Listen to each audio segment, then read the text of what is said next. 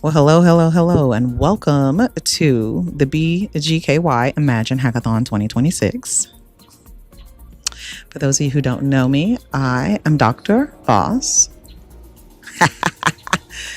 the boss, and I am here at the WKU Innovation Campus. I am so excited to be here today. You know, we've been participating in this hackathon for a very long time. And can you hear me well? Okay.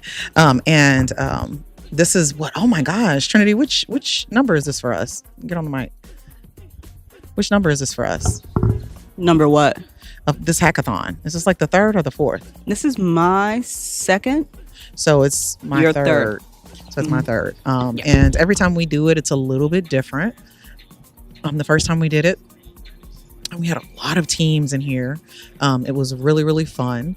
The second time we did it, we had a lot of teams in here. It was really fun. The third time, I guess that's the same thing over and over again. But the topics were different. So the first one, AI wasn't rampant yet. You know, people were still coding. So we had people actually in here building projects, which was great. The second time, it was a hackathon that encouraged the use of AI. Obviously, as engineers, we're going to have to begin to use AI as a part of our workflow. So it was very interesting to watch high schoolers actually go through and use the AI, which was really amazing what they were able to come up with. A couple of the projects were really, really, really good. And then this year, it's a little bit different. They all have a prompt in which they are working, but they're also bounties.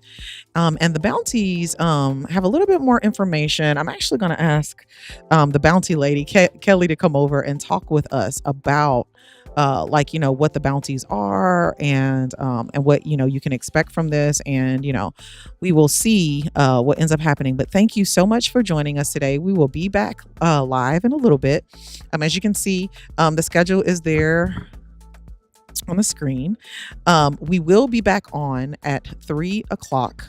I think it's 3 o'clock. Well, as they start to turn in their projects at 3 o'clock, we will start to bring them over so we can start to hear from each team about what they worked on, the scale of their projects and things of that nature. And then we'll just get to hear a little bit from the hackers, and then we will go to the awards and the presentation. All right, y'all, enjoy the music.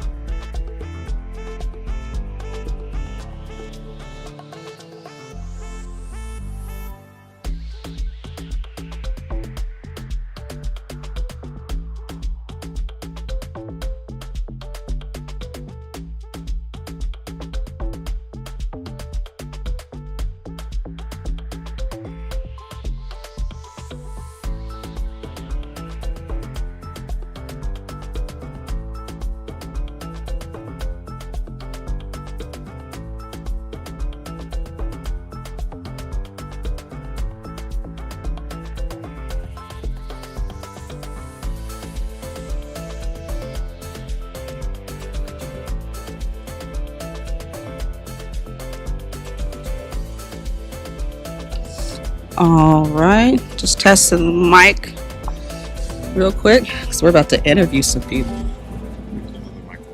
Yeah, that's hot. Yeah, that's the other one. Yeah. Yeah, so this is yours, and this is the interview. Is that the same feed for both mics?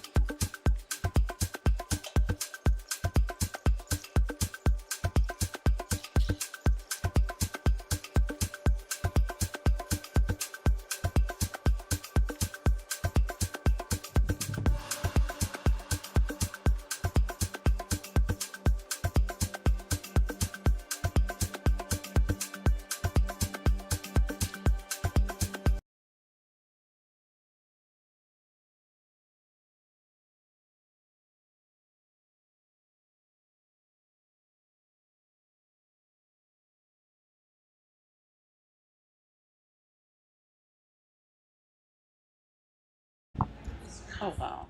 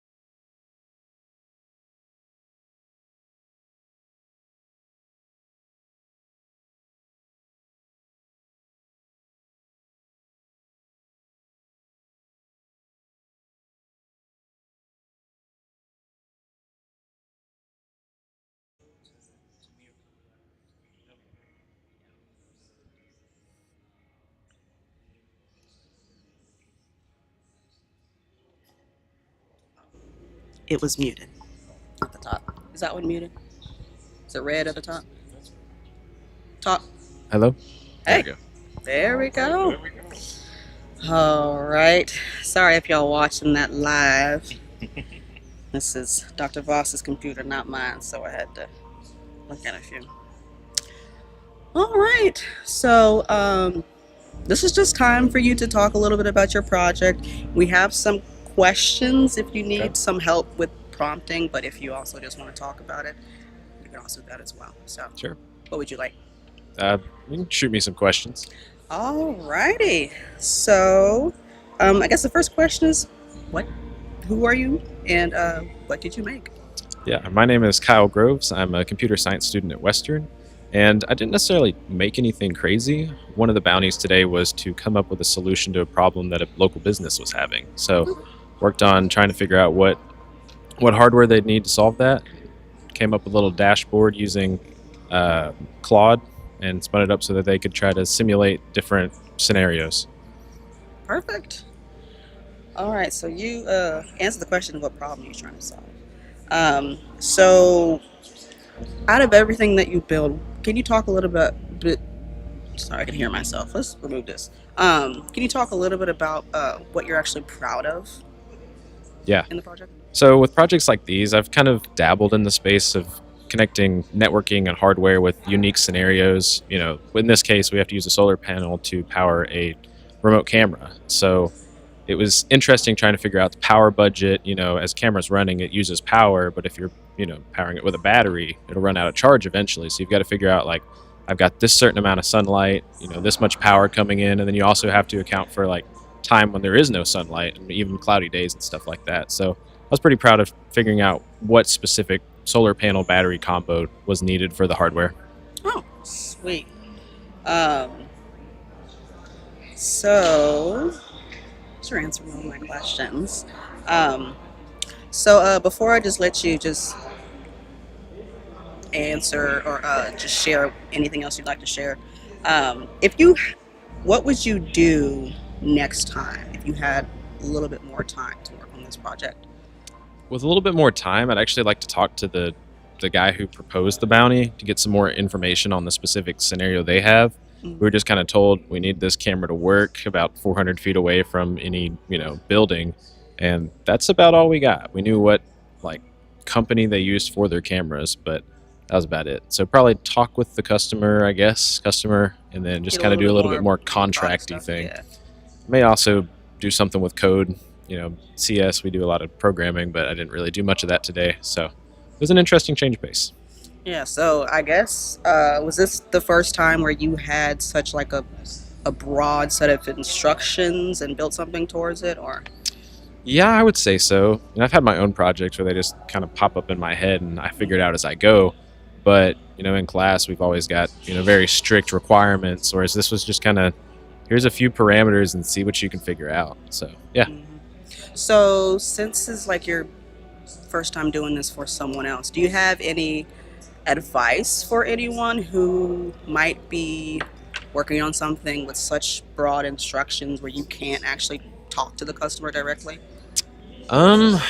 That's difficult because without narrowing the scope, you can have scope creep come in and could turn into some crazy project, and then you meet with the customer and they're like, this is not at all what I need. I don't know. I'd say try to figure it out, but come up with an MVP. Like, what is the minimum way that you can come up with this and make it work? Or even smaller than that, like, don't pick any specific parts and just say, like, we need a solar panel, we need a battery, we need a battery charger, power for the different devices, and then just kind of create a list of what they need rather than, pricing it out. And can you define what MVP is for the people who don't know what MVP is? Yeah, so an MVP is a minimum viable product. It's kind of, I guess it's CS, but also kind of business related. Trying to figure out what's the minimum version of, this thing you're creating that will solve the need that the customer has. So, without any specifics, you just try to figure out, how can we do this? Perfect. Well, do you have anything else you want to add? No, I think that's about all I've got. Thank you. All right. Well, thank you for talking to us about your All right. project. Thank you very much. I love it.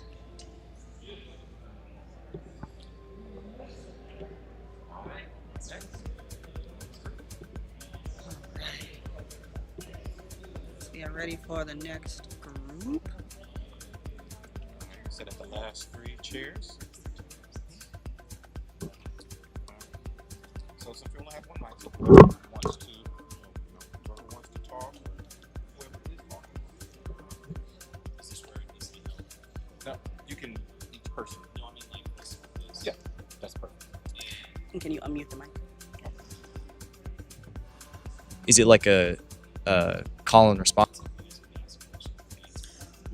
And it's actually up.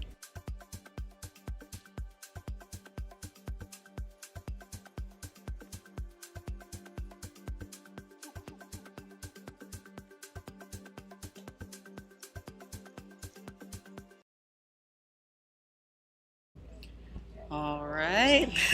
We have our next group up here. So if y'all wouldn't mind introducing yourselves. All right, I'm William Disselkamp. I'm Chris. Whitney Osbrooks. All right, today we've decided that we're kind of tired of living under a rock here in Bowling Green, Kentucky, and we've wanted, and we know the community has wanted, a platform where you can access all the events that are going around all in one place. So we've kind of developed that today with what's happening in BG. It's an AI-powered events coordinator discovery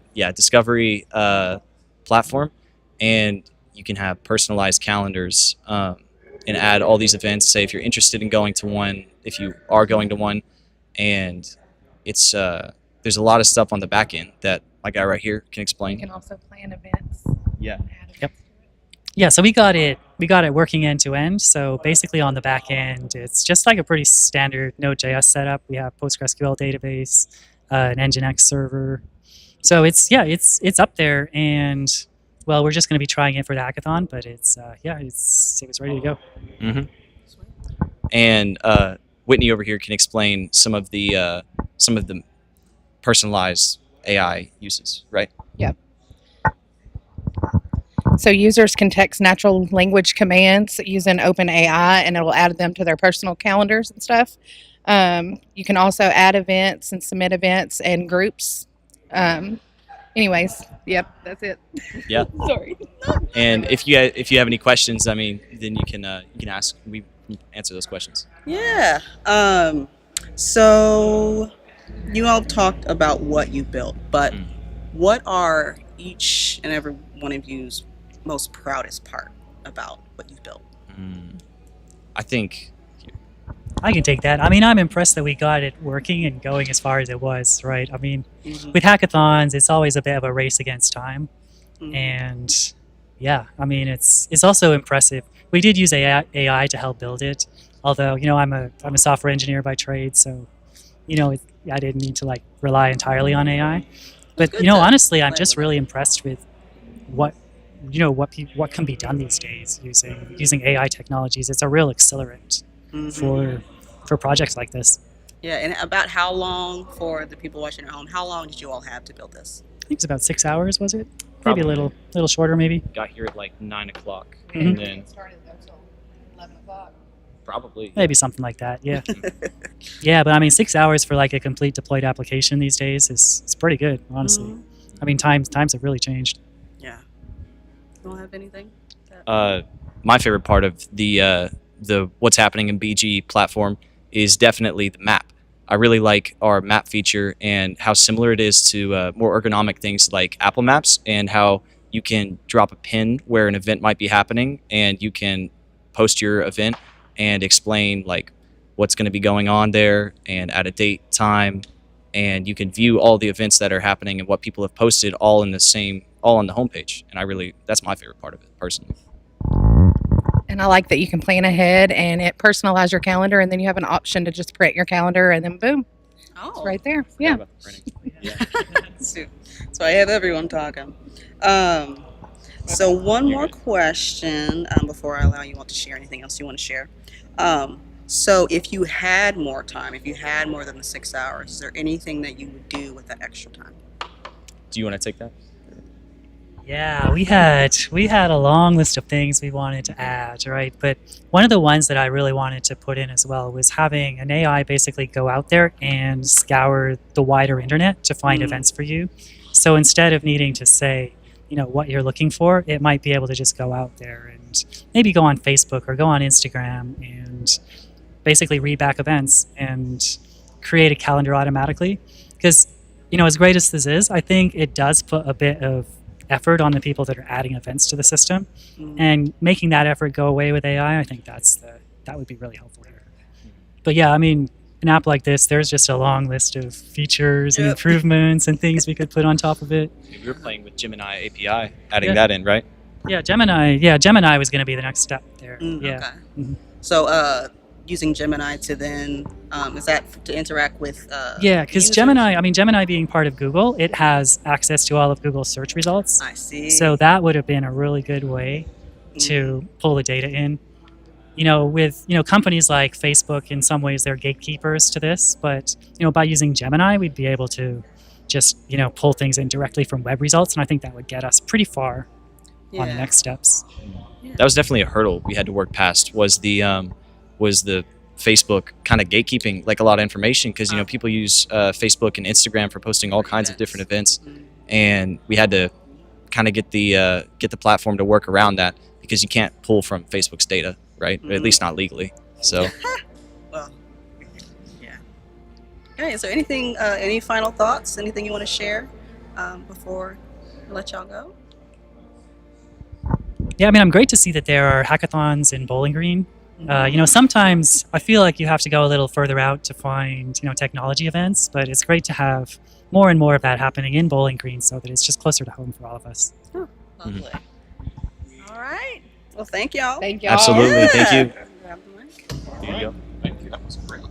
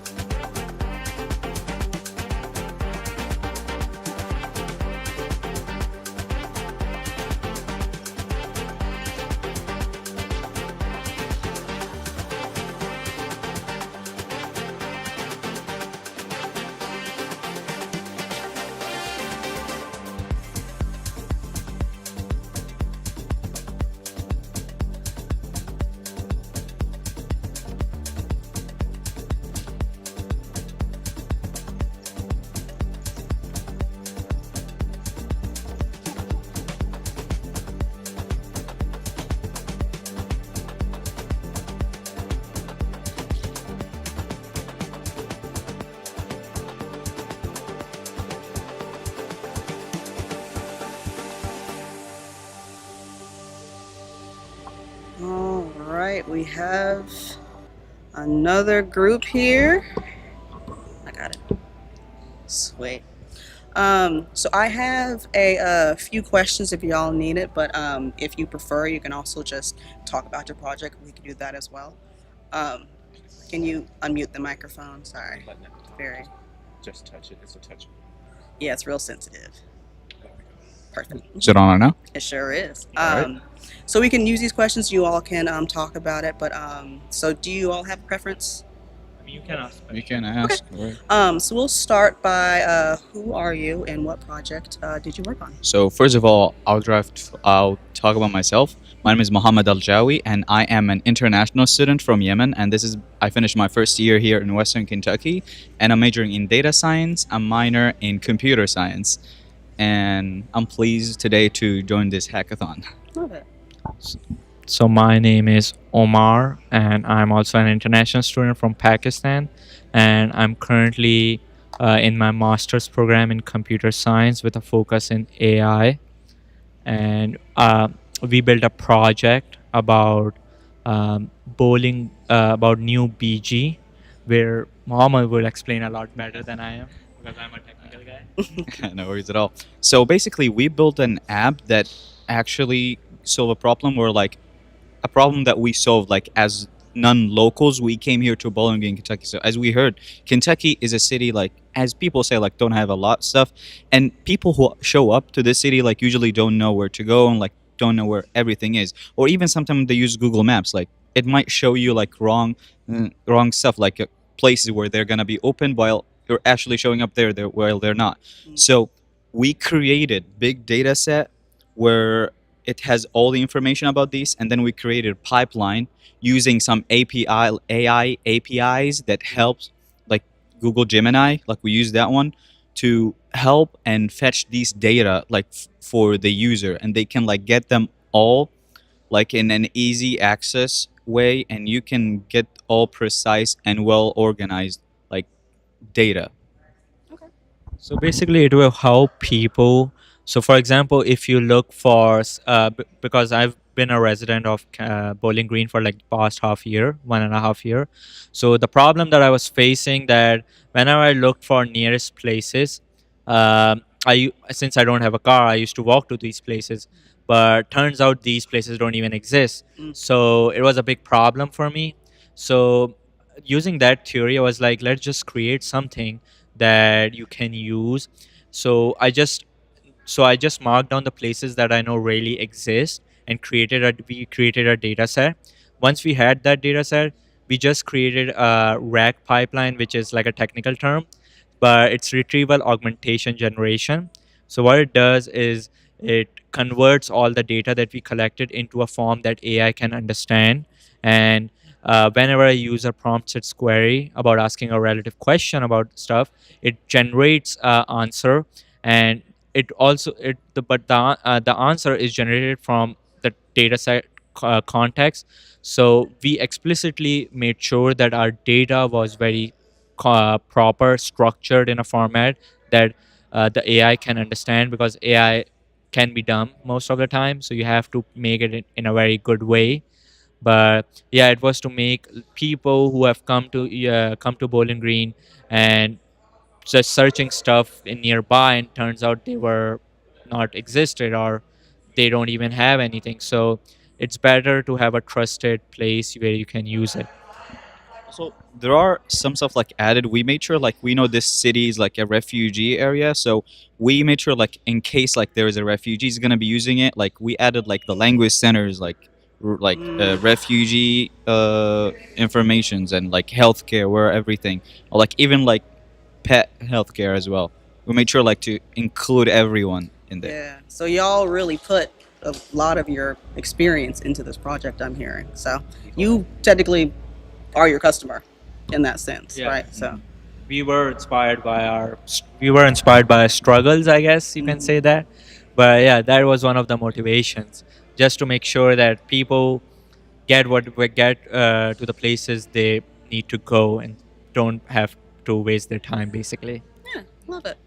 So what is something that each of you are proud of with this project that you made? Like in what aspect? Like in life in general? Uh, Like building this project. about the project? Yeah. Well, I'm proud of that. I got the experience like to sit down and like work with my friends. It was fun, like to share and struggle together, and also it was a great thing because I'm proud of, it's not like because of the suffer. I'm proud of like the fact that this suffer create like made me know what I'm missing and what I need to learn and what I need to, like, I know what I'm missing and what I need to learn more. So I'm proud of that. Like I'm glad that I knew that and I didn't consider it as like as a weakness. So oh, I don't know this. I'm not gonna be able to continue. No, it gave me an like an aspect that I need to continue. And I'm proud that I have great friends who like got my back and taught me and showed me Especially the in right way. the short amount of time that you have, too. Basically, to this, since this was my first hackathon, I guess it was just for the experience and just to be with my friends, because usually when I'm making coursework, I'm working on projects that are way different, but those are mostly like coursework projects. But this time it was like a personal project for me, so it was very good experience as well. And yeah, making projects with teammates helps you understand what you lack, and have you can build a communication, it can build trust, and you can understand each other in a very respectful way, and you can work together to achieve a desired result, I guess. Yeah, but it was the experience that I enjoyed a lot. So, if there's someone out there that's kind of on the fence or thinking about joining a hackathon, but they're a little scared too, is there anything that you would tell to that person? I would say just go for it. Like even if you don't know, like you're just gonna try, and you will find people who help you out. Like everyone kept like walking around, like if you need any help or anything. And also, hackathon is just not about tech. Like I see people who can help like with design, writing, or even brainstorm. Just get out of your shell and just do it. Love it. I think in my opinion, the world is advancing so much in such a short amount of time that every person needs to give like try to fight their fears of not doing anything, because if you do a hackathon, it's the worst thing is that you're gonna fail, but that's fine, it's the part of life. You fail, you grow. We've been failing for a lot more time, I guess, but I guess it's just that once you've experienced it, then you would grow out of it into a much stronger person. But in my opinion, I think it would be a good experience for you, because you would learn a lot. You would meet people, because as a computer science guy, I think the most problem we face is communication. So I think you can meet some new people who have shared the same interest. Maybe you'll find some people who you can call lifelong friends. But yeah, I guess it's the experience, the friendship, and overall just making better out of everything. So essentially, what they're saying is just do it. Just join it. All right. Is there anything else you want to share before we let y'all go? We want to share that it's not only us. There are other people back there who are with us. We have credibility for our friends. We don't take everything for us. We believe that everyone worked equally in our project. That's what we mentioned. They're just over there with the other projects. And they're not computer science majors. One of them is a physics major. Oh. And yeah, he doesn't have any computer science background, but he was smart enough, and with the use of AI, he found out like what's going on. He understood some stuff, and he also helped us creating the data set that was very essential for us. But yeah, I give him credit. He's a very nice guy, and since we're all international students, it was very fun to see him and understand his perspective about things. And yeah, he helped us as well. Love it. All right. Thank you for coming to talk with us. Yes, you did. Yeah. Y'all did great.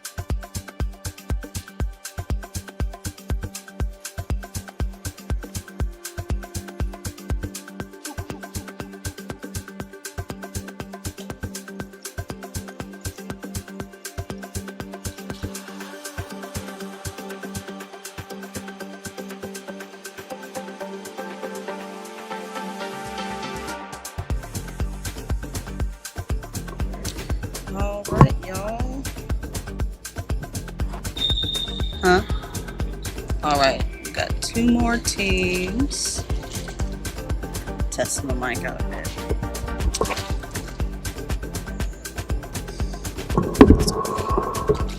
Closer. All right.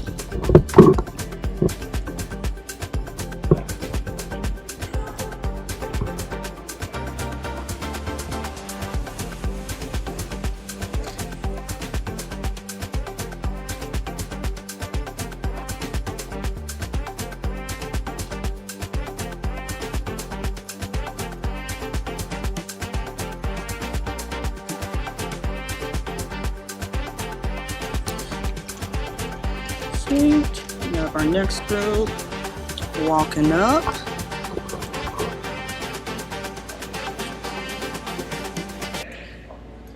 Hello, how are you? Pretty good. So whoever's talking, you can just grab the mic and just talk to each other. Ready? Yeah. All right, y'all, we have our next group here.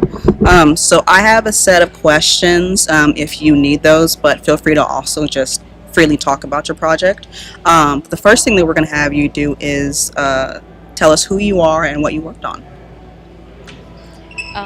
My name is Gagana. I'm a Snowflake developer in Humana.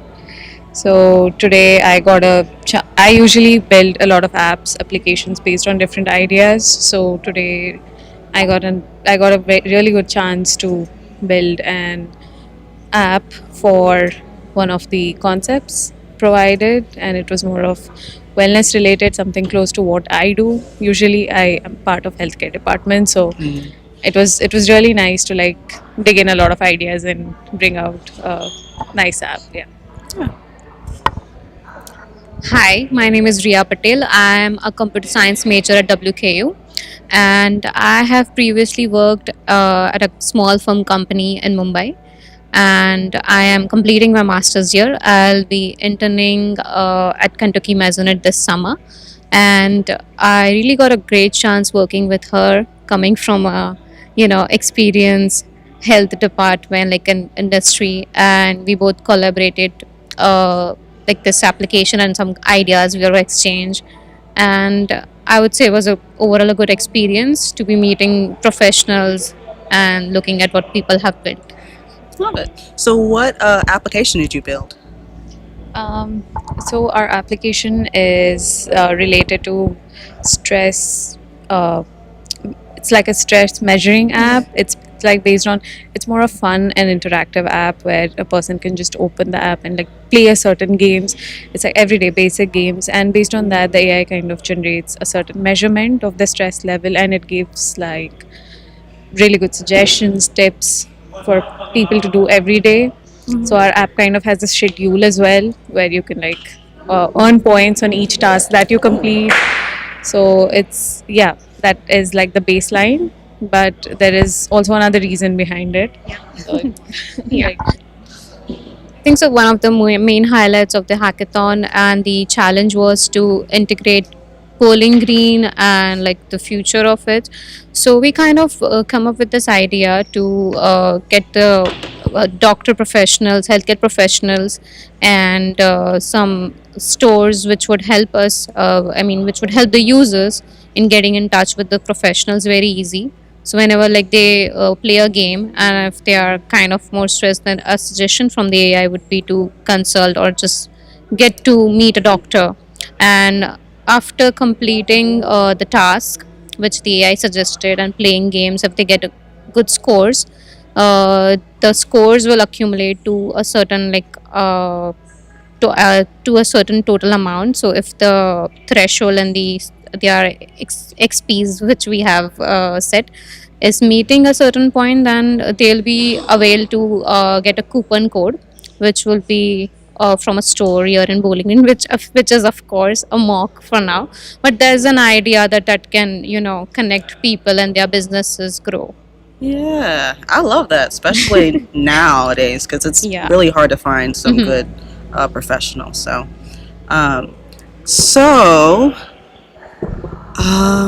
Let's see what question. So let's talk a little bit about what both of you are proud of from either your experience here as a hackathon or even just building out your application? Okay, for me, this is my first ever hackathon, so it's really everything new and meeting people and professionals and learning their mindset and the ideas that they come up with is really, it's a new experience altogether. And the application that we build together is something, which can help the users and the community, which is building the economy in Bowling Green. So that is something that I always look forward when I like want to come up with an application that can help both the sides of the application, the users and the business partners. So Yeah. that's for me. Hmm. Um, for me, the proud moment is I have been to a lot of hackathons, but I have never like stepped up to create an app. I have a lot of ideas, just did not do it ever. But today was also like I was very quite hesitant. Thanks to her, we kind of like collaborated well, and we brought out like a really good app. So I can say that itself is a proud moment for me. So it was Love it. great today. Yeah.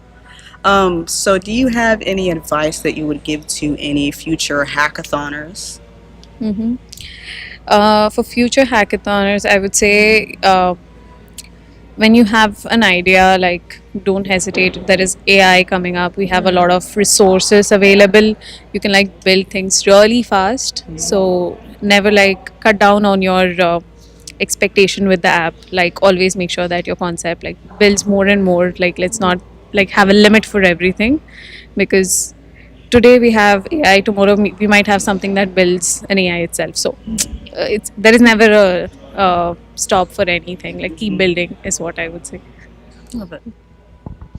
For me, it would be to learn the fundamentals and get that correct, and then move on to building your ideas out. Because if you hesitate, someone else will. So it's better to get working, and that's how we will progress to the end goal. Hmm. Love it. Do you have any final things you want to share about your project?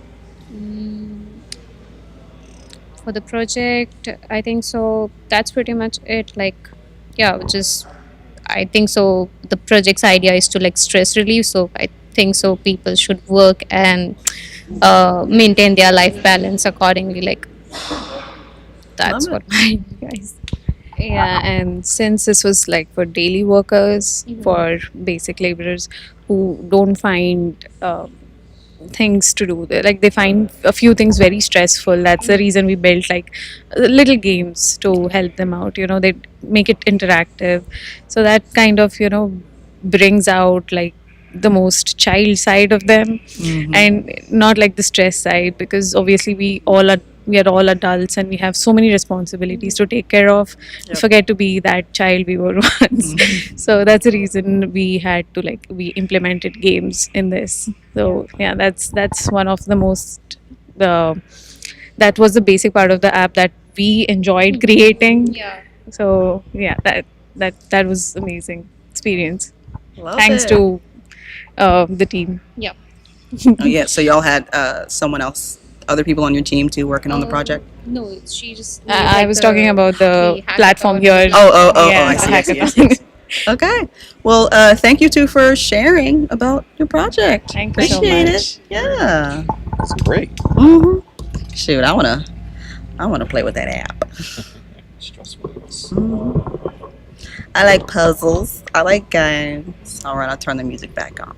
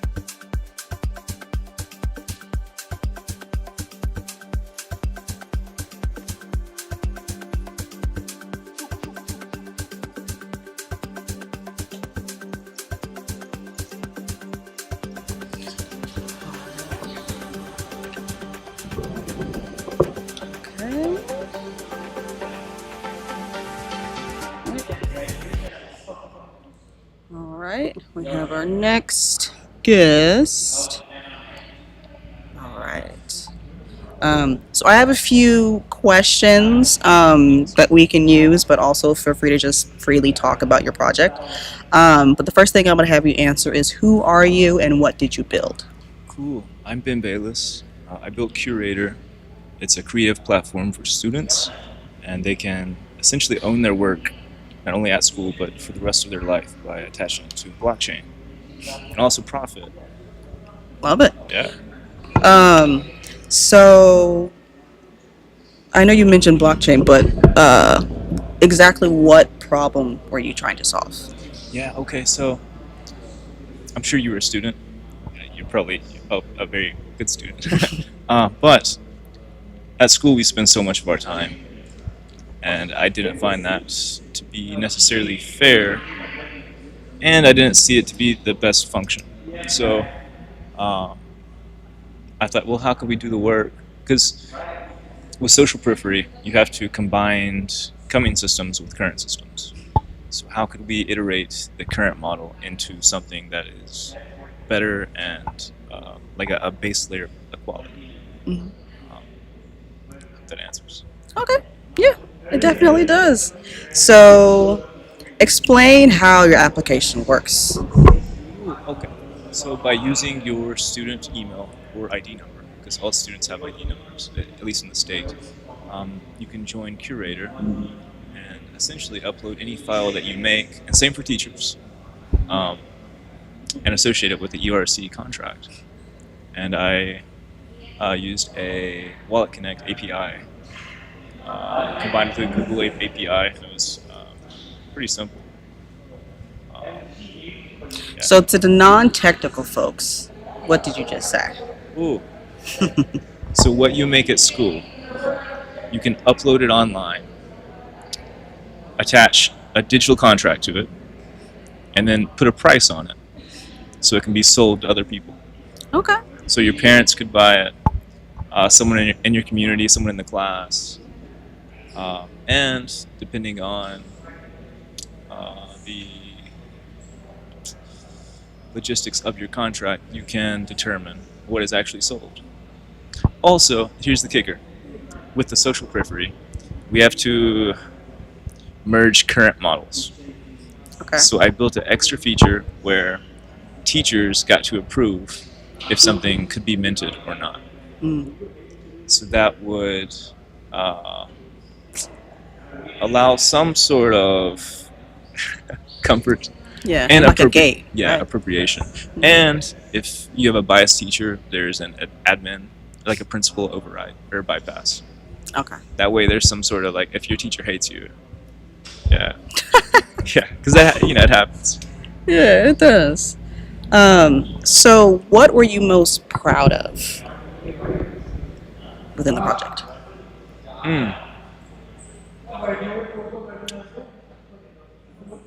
The opportunity of today. Hmm. Yeah. Okay. Okay, I dig it. I dig it.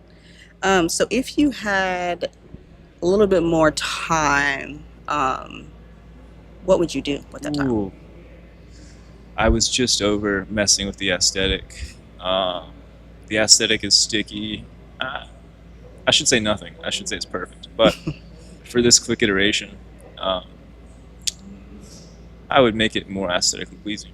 Okay. I think the function is okay. That's about it.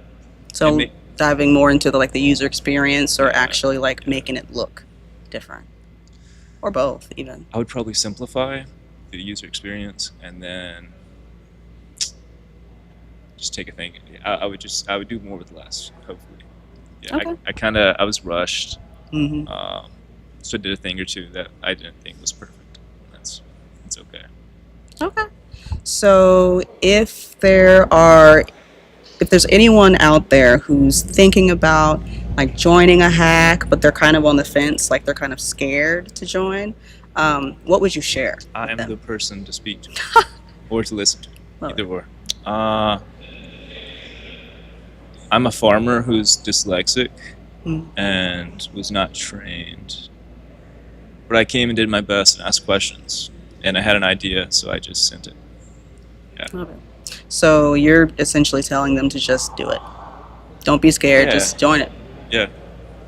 Like the worst that could happen is you clog a toilet and fail. Is there anything else you want to share about your project? Ooh, yeah. Yeah. When questioning problems, there are multiple faceted problems. So when we begin to tackle one problem, we should look at the sphere in which it affects. It's not just where it sits, but the things that are affected by it. So in my opinion, I associate education equality with social equality. And given that I'm a farmer, I would love to see environmental stability or even reverse environmental change. But I know that would be a byproduct of social equality. So to get to environmental stability, we first need social equality. And for that, education equality is the base layer. So even if I fail horribly, someone would hear this today and think, we should own that. Yeah. Love it. Well, thank you for coming to talk about your project with us. Yeah, no problem. I'll take that from you. Appreciate it. Yeah, thank you so much. Yeah.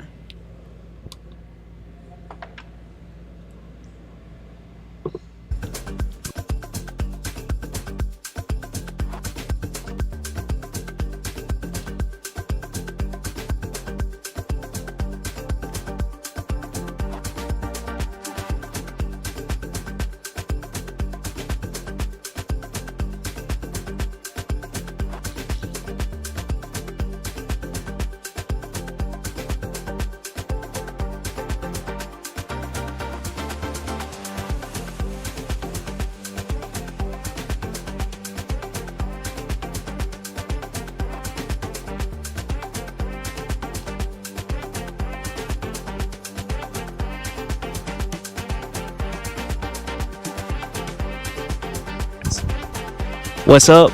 My name is Patrick, and this is the Imagine BGKY Hackathon. That's it.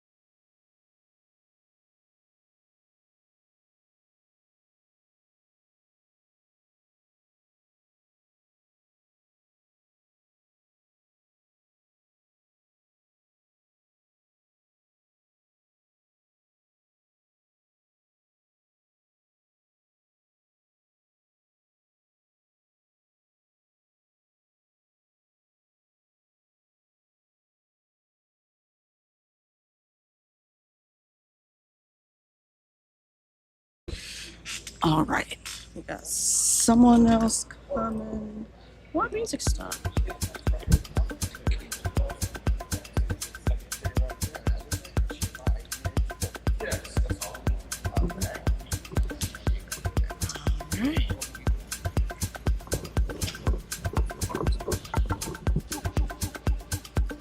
No, it's my mic.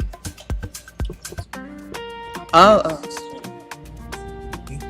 All right. 1 second. Okay. Go ahead and pause that music. Subtouch. Hello. Perfect. Do you hear me? Yeah. Loud and clear. Can you give me my phone real quick?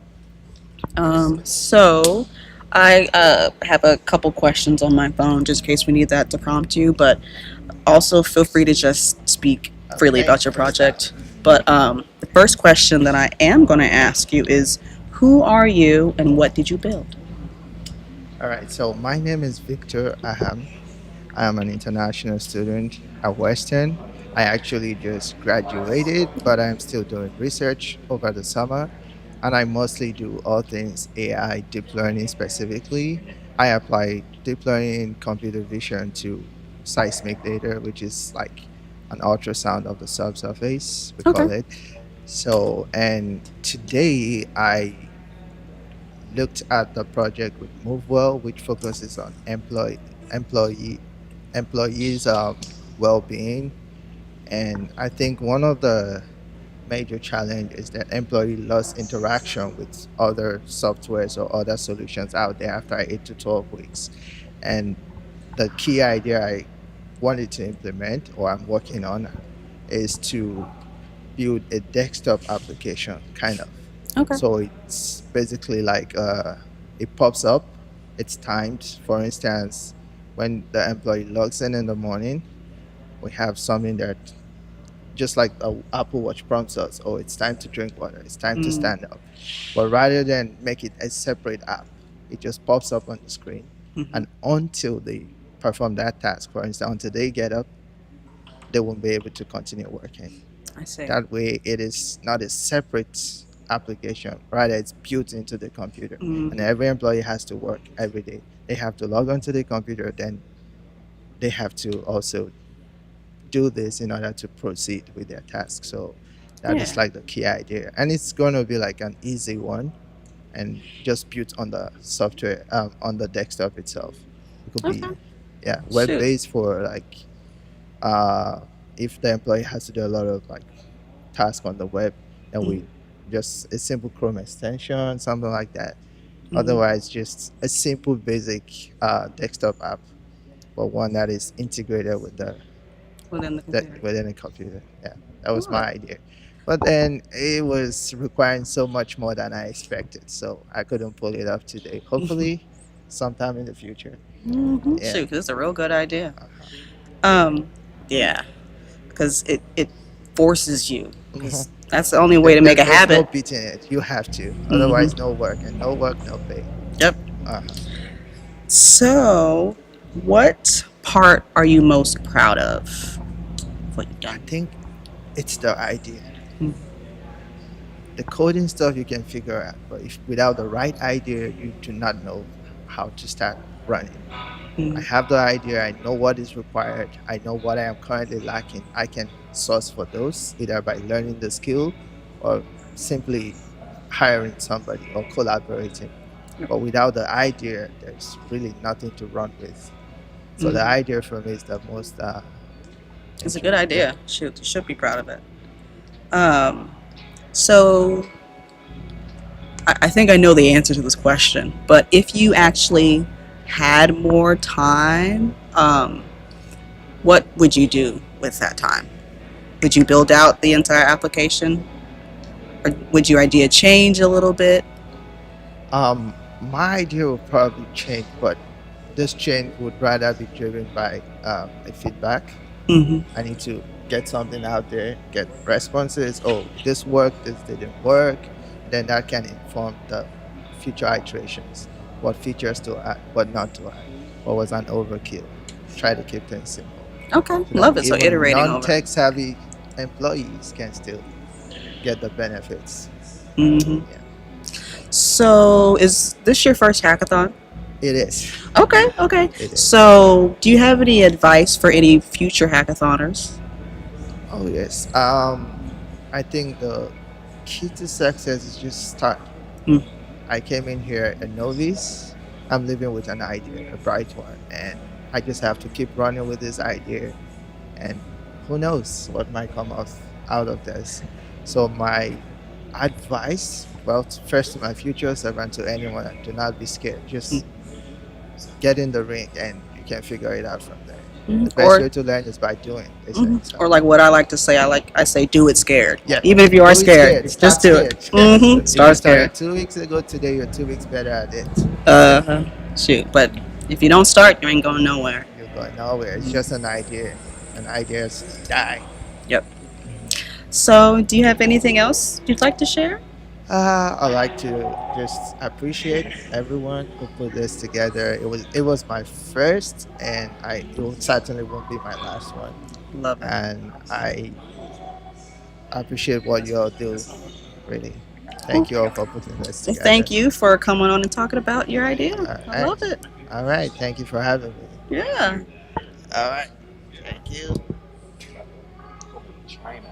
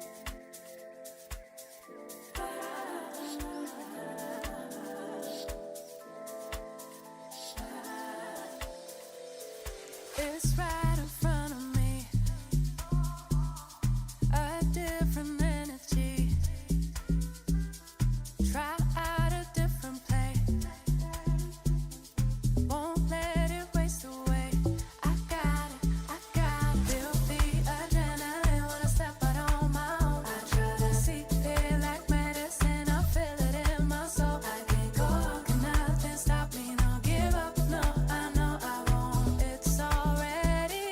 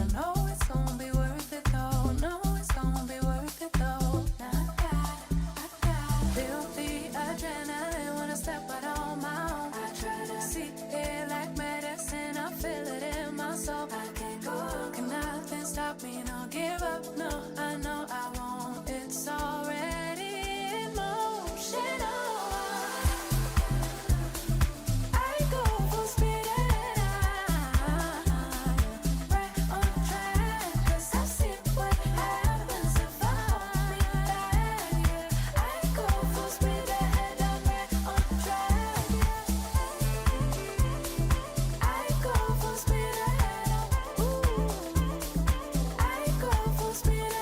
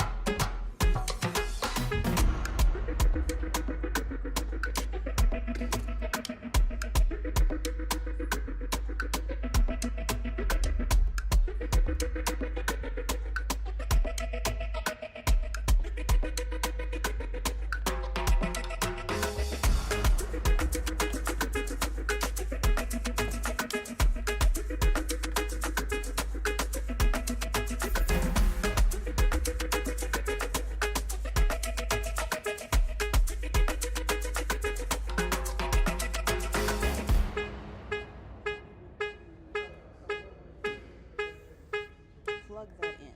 So the wire that you took out of that for this room, the lightning wire,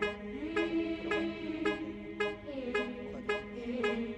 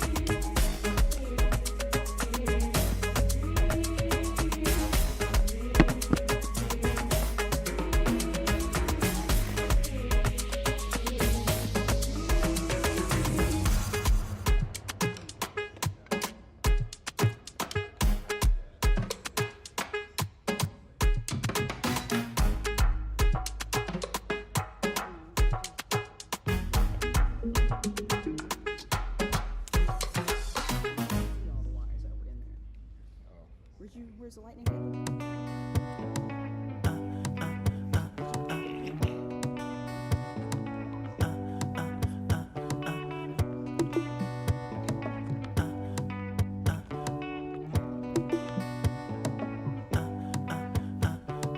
See many times I tried to wake my spirit, but it did not be alright.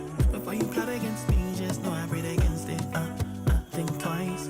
I swear my heart's supposed to be no dummy, I talking spice. Couldn't walk on my let me shoes when you see me come correct to see better chat nice. Sucker stay tight, no room for disguise. Chop, chop, I dey chop all night. I look back at all and I'm all summarized. Stepping clean, maybe with the headline. Stepping clean, maybe with the headline. Chop, chop, I dey chop on. Chop, chop, I dey chop on. Chop on, chop, chop, I dey chop all night. I make us so deep, deep, deep. So the things you just can't see. Now some brothers see the game, I know it's sad. I can't bring her home with me. Mama tears on the phone line, heavy in my chest. It hurt when I hear her weep. Dreams feel so distant when the nights get cold and the nigga really can't even sleep. Blessings go fall on me. Blessings go fall on me. The one that's like Jah, like gold cover me. Voices in my head say, Luke, just believe. Times are trying to break my spirit, but it did not be alright. Before you plot against me, just know I prayed against it. Think twice. I swear my heart's supposed to be no really ain't talking spice. Couldn't walk on my let me shoes when you see me come correct to see better chat nice. Sucker stay tight, no room for disguise. Chop, chop, I dey chop all night. I look back at told and I'm all summarized. Stepping clean, maybe with the headline. Stepping clean, maybe with the headline. Chop, chop, I dey chop on. Chop, chop, I dey chop on. Chop on, chop, chop, I dey chop all night. Now the sun don't set on my victories. I'm a product of the pain and the memories. Every scar on my skin is a melody. Every loss that I took give me energy. See me now, I'm alive, I'm glowing. Fantasies and the dirty keep growing. But they try to bury turn golden. But they try to bury turn golden. See many times I try to wake my spirit, but it did not be alright. Before you plot against me, just know I prayed against it. Think twice. I am supposed to be no dummy, I ain't talking spice. Couldn't walk on my let me shoes when you see me come correct to see better chat nice.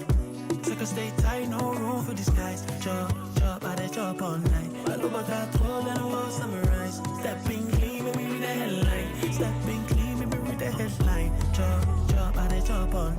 Chop, chop, I dey chop on. Chop on, chop, chop, I dey chop on. Chop, chop, I dey chop on. Chop, chop, I dey chop on. Chop on, chop, chop, I dey chop on. Chop, chop, I dey chop on.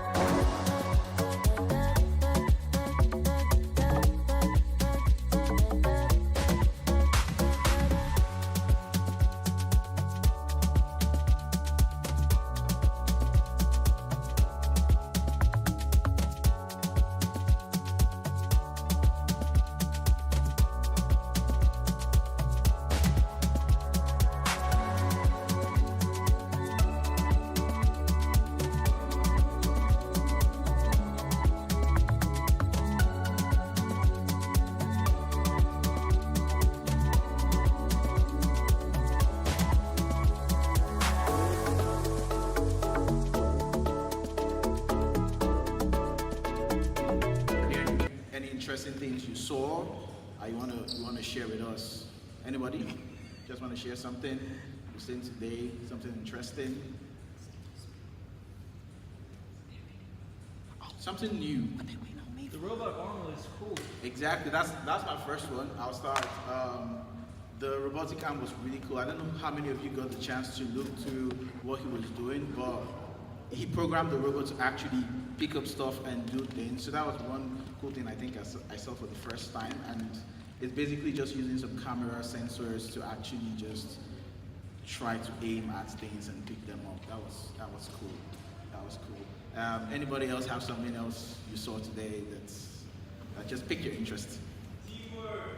Teamwork. But he was the only person on his team. But that's cool. That's cool. Sorry? Oh yeah, go Red Bull! So shout out. So an opportunity to shout out to our sponsors. We have Red Bull. We have Gemini, Google Gemini AI. We have the Innovation Campus. They gave us this space. Rep Hub. Repton Tech. Shout out to Dr. T and her team. They're here covering everything. We have MLH, the Hackathon sponsors, Dispotech. So Dispotech gave us monitors, and we're going to be giving them out to some of the best teams here today. OpSpec as well. OpSpec actually also sponsored the bounty. We have MoveWell. Some people actually work on MoveWell's bounty, so that's, yeah, I call it Gemini. Gemini also gave us some cool stuff. So we have so we're in the Innovation Campus, right? And it houses the Small Business Accelerator, Create, which is central region for arts, technology, and entrepreneurship. And it houses a lot of startups. So we have a lot of startups that are in the building. And we have one of them here with us today who is going to give us just a brief presentation about his startup, how he started, what he built, and the tech stack he's been using, just to get us into the mode of like ecosystem building and things. Alenga, can you come up talk about Alse?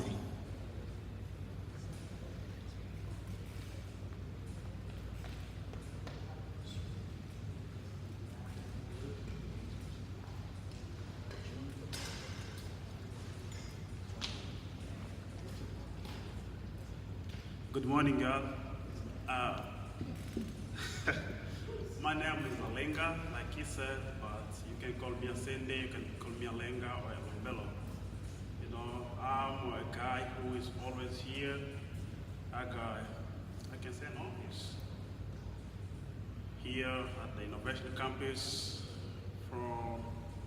and I'm the founder of Alse. So you can't say about Alse without saying about me.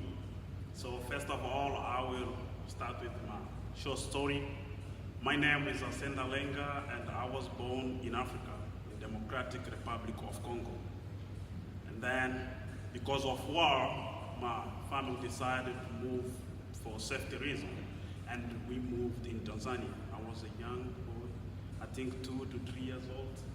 And then I grew there, and I spent 23 years in Tanzania. Tanzania is a place that I spend a lot of time of my life because I started school from there, I grew up from there, and I get a lot of experience in that country. And because of that experience, that's why I decided to build Alse. I moved in the US in 2019, and I went to West Kentucky, to South Sky CTC, the South Central College, in 2023, August 16. Then I graduated at West Kentucky University in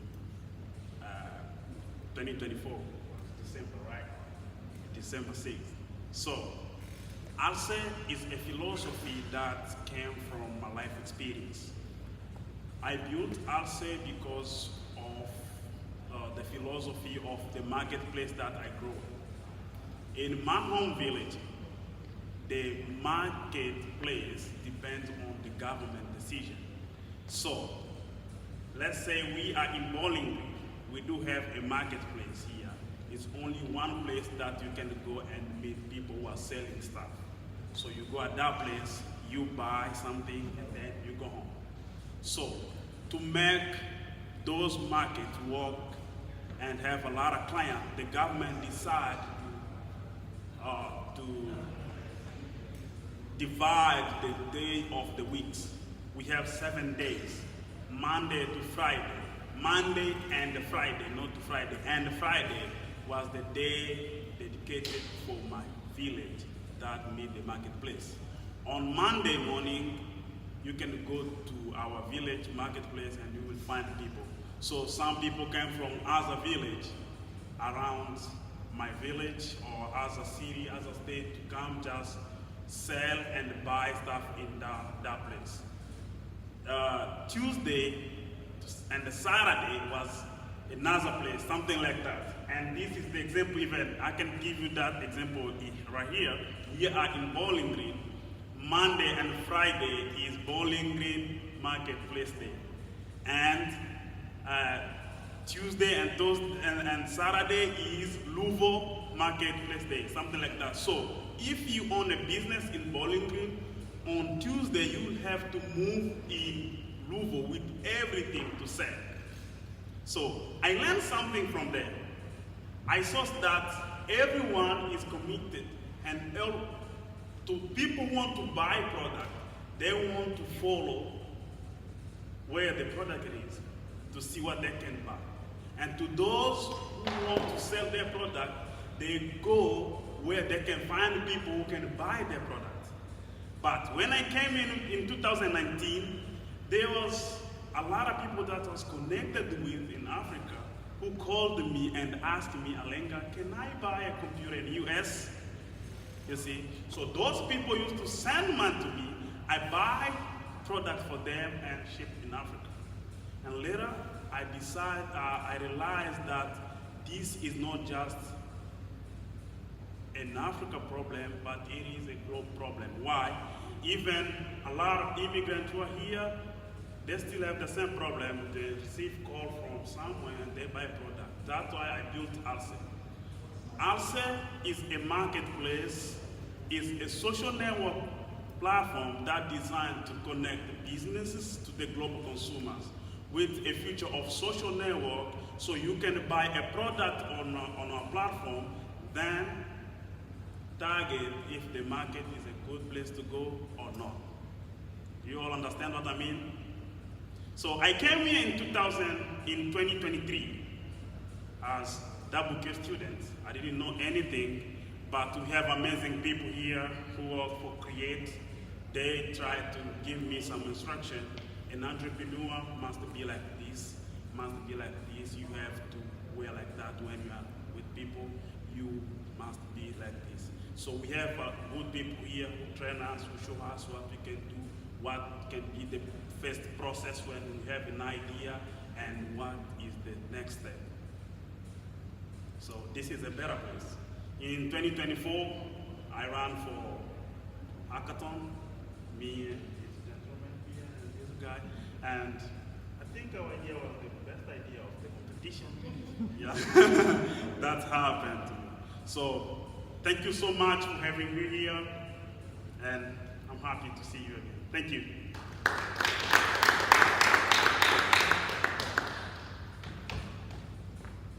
Thank you, I'll say. All right, it's always great to hear the story of these founders that come from different places, with just creating ideas and actually building it out into nice products. I remember working with him on the first hackathon.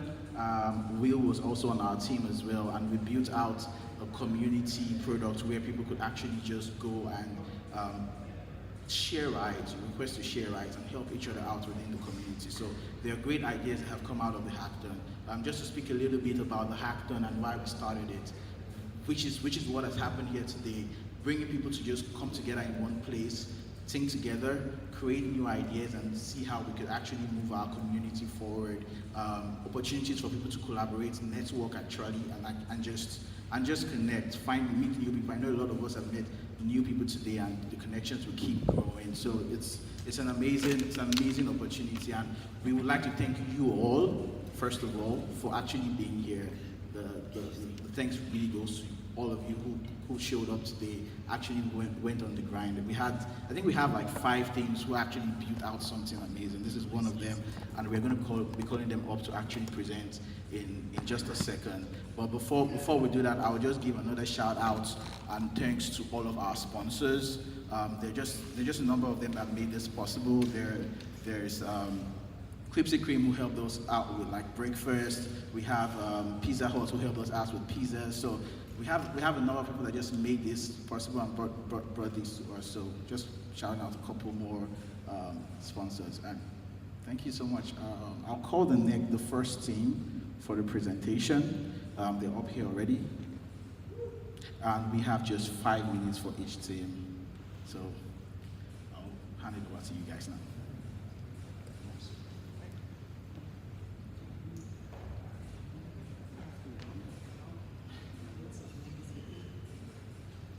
All right, my name is William Disselkamp. This right here. I'm Whitney Osbrooks. Today we made it's like a personalized calendar application, and it allows you to see all the different events that are going on in Bowling Green. So we figured we were kind of tired of living under a rock here in Bowling Green. I mean, I've been living here for like 7 years, and there's all these things that go on, and there's not one place to go and find them. It's actually a little bit ridiculous. So we set forth, and I mean, you can see the problem right there.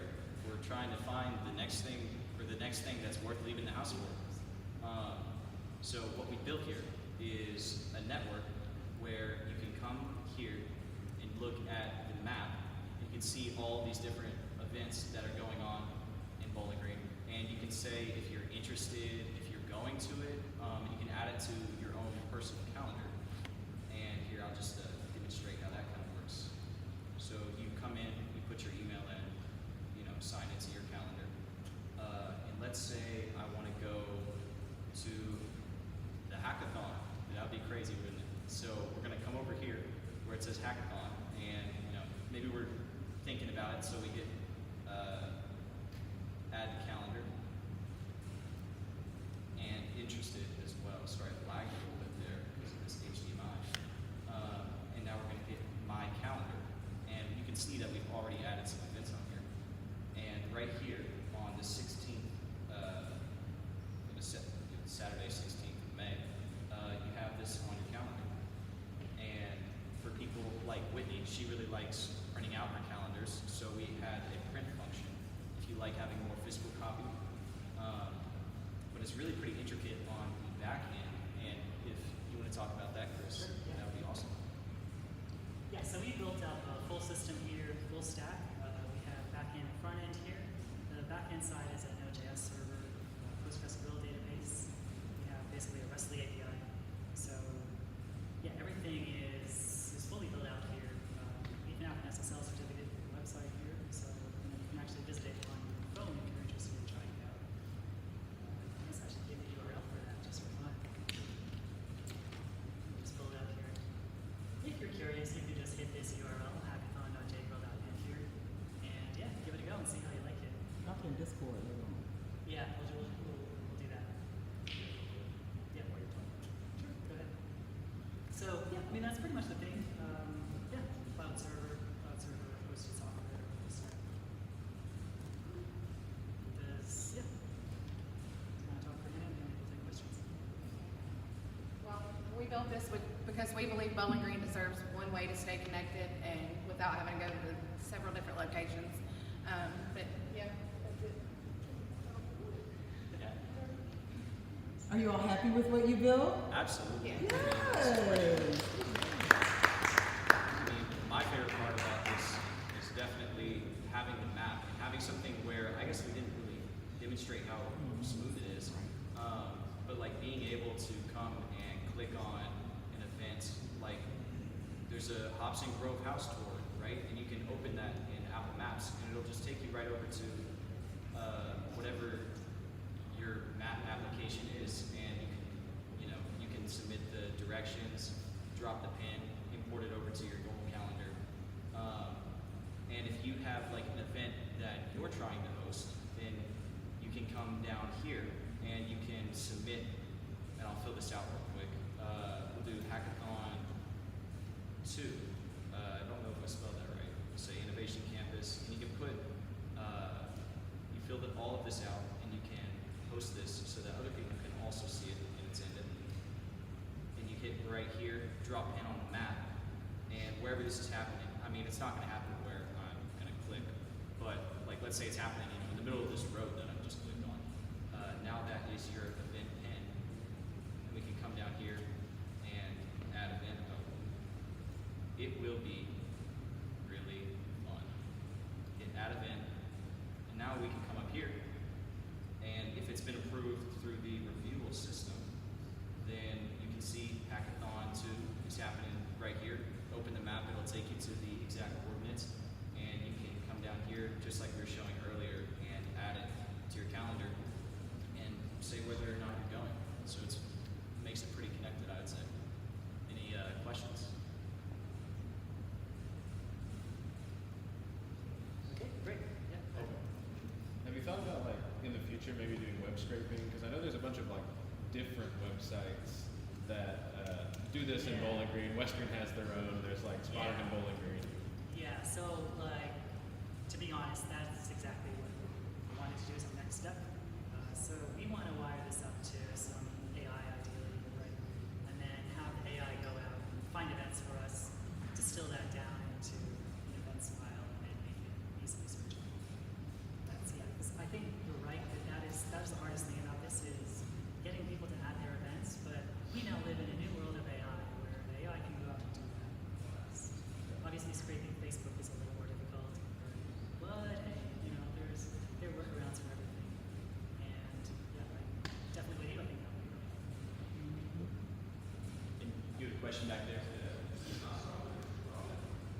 This would be.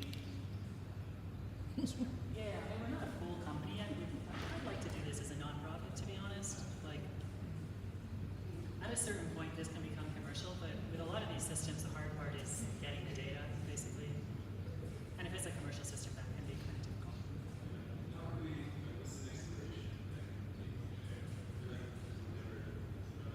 Yeah, well, I would love to. So a couple things that we were looking to build out. One is that review system. So it can't just be anybody adding any event, right? That's a little labor intensive. We could also run that through AI, possibly. But yeah, the scraping Instagram, scraping Facebook, and just websites, venue websites, for example, SkyPack's website, things like that.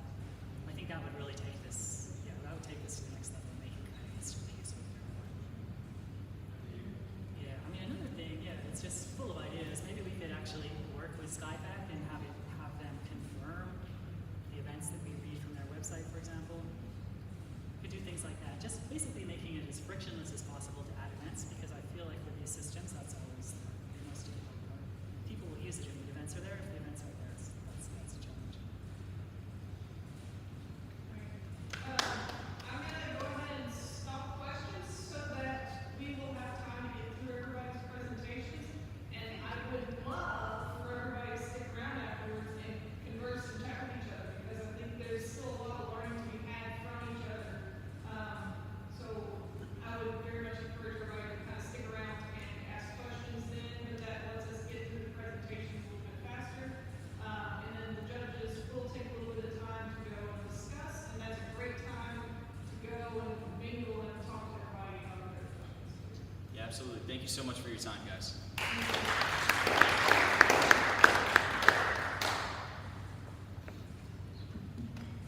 So I'll call the next team to come up.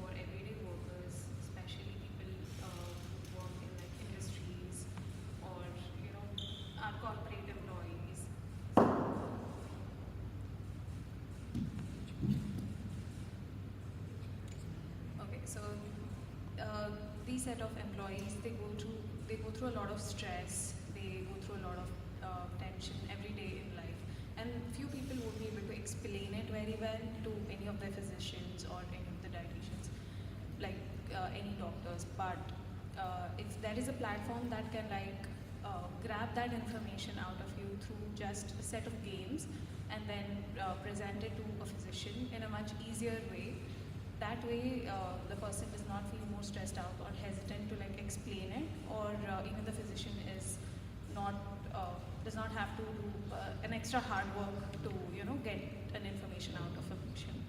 So we're going to start with, so this is our homepage. Here we have a set of games. So each game is based on one measurement of a stress level. Like if I talk about story scrolls, it's like we scroll in Instagram, YouTube every day, and there's a lot of dopamine being generated. So if you want to measure that, we can go through a set of cards here, and we are also implementing it in such a way that every card has some information about Bowling Green. So we have certain information, we go to the next reel, and as we move on, we get a few questions we might have to answer. So I did not go through that, sorry. So yeah, it knows which answer is right, which is wrong. So based on that, it can see that I have taken a lot of stress and my accuracy is pretty much low. So based on this, a certain score is being generated, and we can see the score here.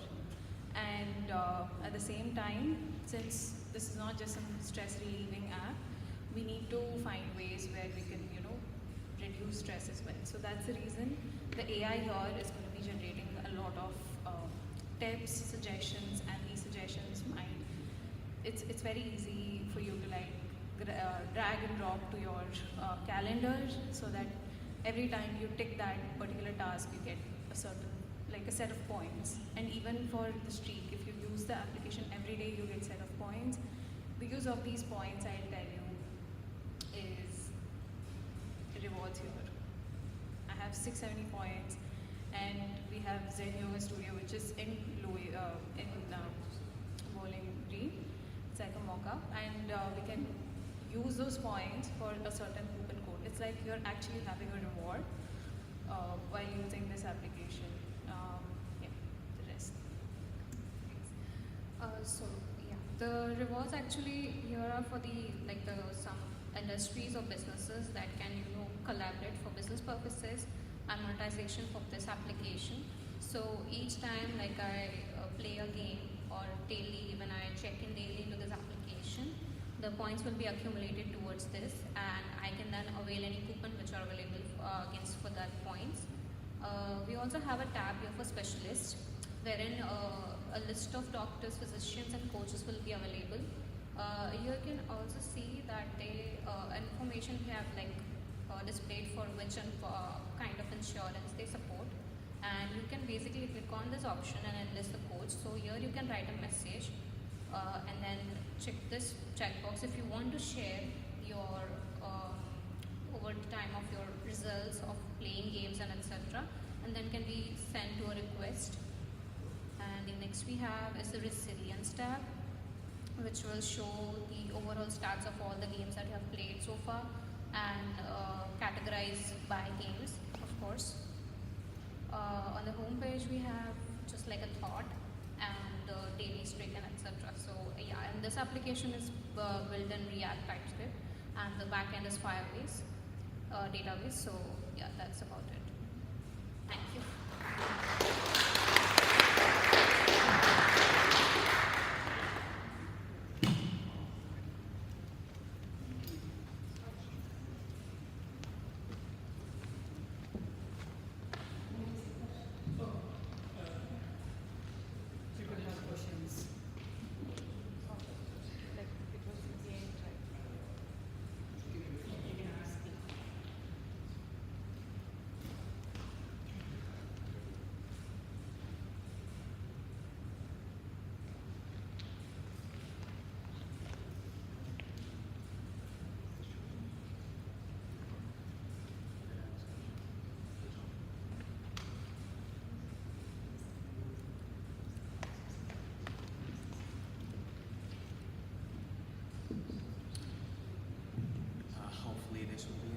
Hello, everybody. My name is Mohammed Al-Jawi, and I am an international student here in Western Kentucky University.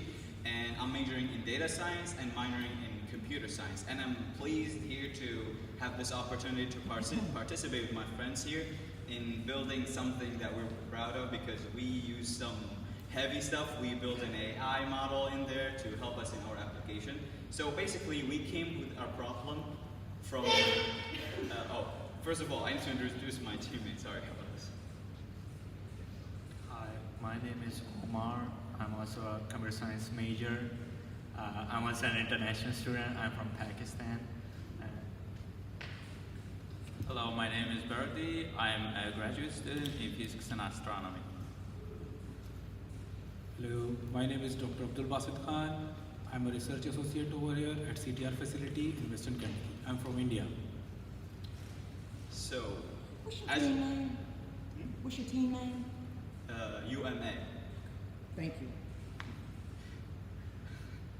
So basically, we came from our problem, something that we actually face in real world. So for anyone who's incoming, like a new visitor, someone passing Bowling Green, or someone like coming for the first time Bowling Green, this idea for everyone having it, like Bowling Green is a small city, you actually don't know where to go, or even sometimes like the records about it, like you're actually not accurate. So this is a problem we found as people who are not resident in Bowling Green, as if outstate or international, or like even immigrants or international students. Usually you don't know like the areas and where to go, especially the first time. And we have previous experience with like some friends of us who went to certain places that Google Maps telling them, while they actually don't exist, or like Google Maps says they exist, but they actually don't. So we create this whole platform that allows you like to go through everywhere you want, like based on a planner you get, and also like there's an AI agent there you can just ask, and it tells you what you want based on what you're looking for. Like if it asks about the mall, just through the data that we created, not the one that has like the Google Maps, that it's data that we created. So it just create these pipelines and gives you these answers based on the data we created, and we use like the A module in that, and you can explain more of the tech part of it here. So I'm pretty sure you guys know more of RAG. So RAG is a retrieval augmentation generation. So what it basically does is that we converted the data into a vector database. So vector database is something AI can use to process small chunks of data. So whenever a user sends like a query, like let's say tell me about malls, so what it does is it takes the mall, it converts the query that we have into a vector. It goes into the vector database, compares the current vectors that we have from the prompt to the data, vectors in that database. It matches it depending upon the chunks. It extracts that text. After extracting it, it sends it to the LLM. The LLM processes it, generates an output, send it back, and it's shown here. So since we are using large language models such as Google Gemini, that's why it's so fast. But obviously, if we are trying to use a local environment, it would take much longer. But the data set that we have is created by my teams. So the data is basically showing the motivation of this was because I live in flats. I don't have a car, so I usually go around walking. It's healthy. But the problem is that sometimes those places do not exist, and sometimes I have to walk back without getting a good day out. It's a bad day, basically. So this was like the motivation of the project, to make sure that the other people do not have the same mistakes. So we have created this that it will help people to make sure that these places exist. So right now the data is very limited, but the future prospects are to make the data more big, more reliable, more structured, so the AI can understand very easily. So another feature is that our model is built as multi-language. Like let's say like a Bowling Green is a fast growing, and also there are lots of refugees for coming here yearly. So in the first month or first year of the year coming, they don't know English well, so they can also use this AI model in their own language, which is one of our profit for them, or like a plus. And also in the next steps, we want to also build that this model can compare the price of services, or it can search through local businesses, non-profits, and also if there is another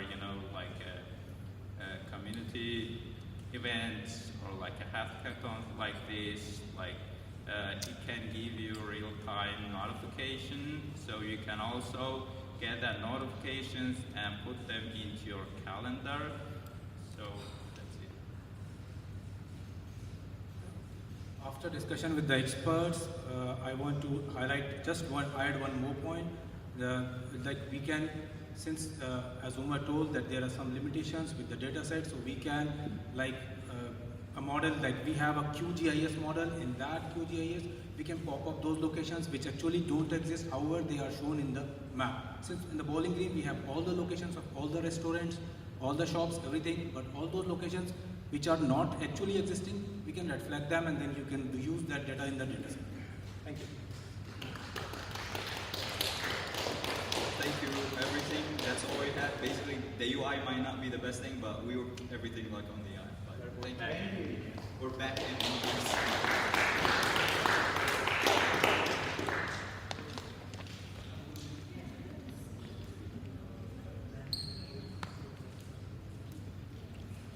Cool new features for our city. We have calendars and we have maps.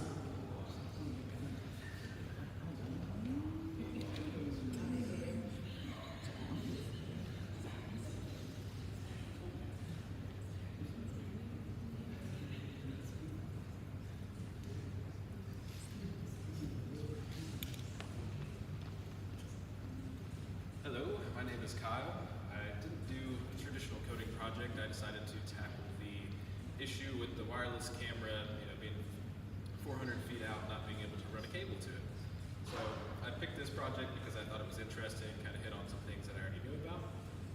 Effectively, we need a solar panel, we need a battery, we need a way for the solar panel to charge the battery, we need a way to power an access point and a camera, and then to be able to connect those two together to send information back to the main node.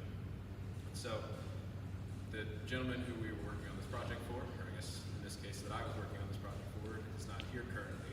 So I decided to create a little calculator to be able to provide some better buying decisions, as well as just a tool to advise somebody on just solving this problem. So here at the top, we've got a way to look at different access points that are provided by this company with their different wattage. It also takes into account signal strength and just whether they're outdoor rated or not. Further down here, he said that they were using the G6 Pro camera. Essentially, I just threw all the specifications that we had into a dashboard to calculate the overall battery draw, along with how long it would run on a single charge. So, incorporating in some extra battery health or battery capacity for cloudy days, or just nighttime. You don't have any sunlight when it's nighttime, so you can't power your equipment without battery. So it's a relatively simple demo. It's literally just this dashboard with a couple other stats. If you put a few settings in here that bump up the power draw above what the current setup can handle, it'll start showing up some red, tell you, hey, you may need to have a conversation with somebody about how you're deploying this. Overall, I don't know if this system is something that they would take, because the solar panel is 5 feet by 2 feet, so it's a pretty big solar panel that they would need. But depending on the deployment, it may be worth it for their situation. Overall, it just provides them a breakdown of the costs over here on the right, along with some links to different parts that they may use. So here's one of the batteries that they may choose to use. That's about it. So nice, short and sweet. Any questions?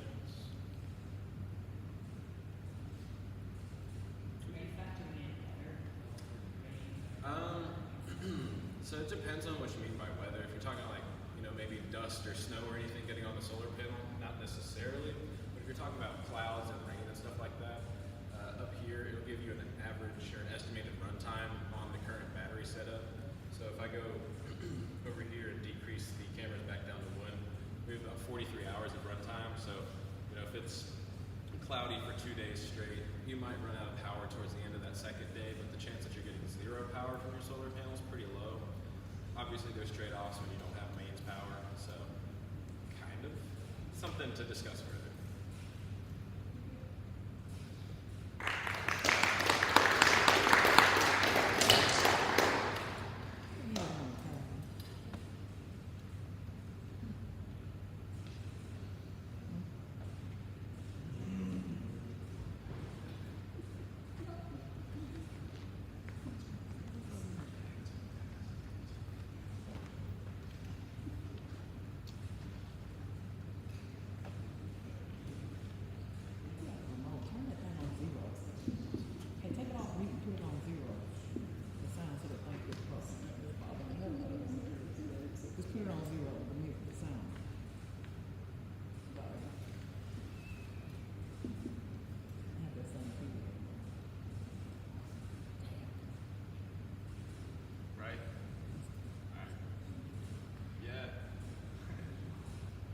Like school?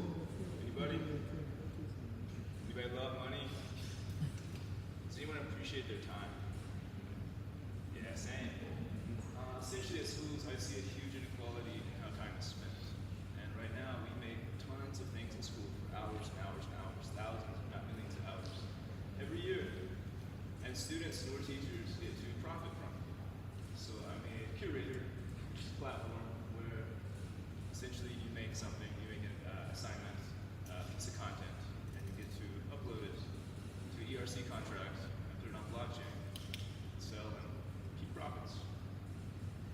The profit distribution is 97% for the producer, whether the student or the teacher, 1% for the school, and 1% for curator.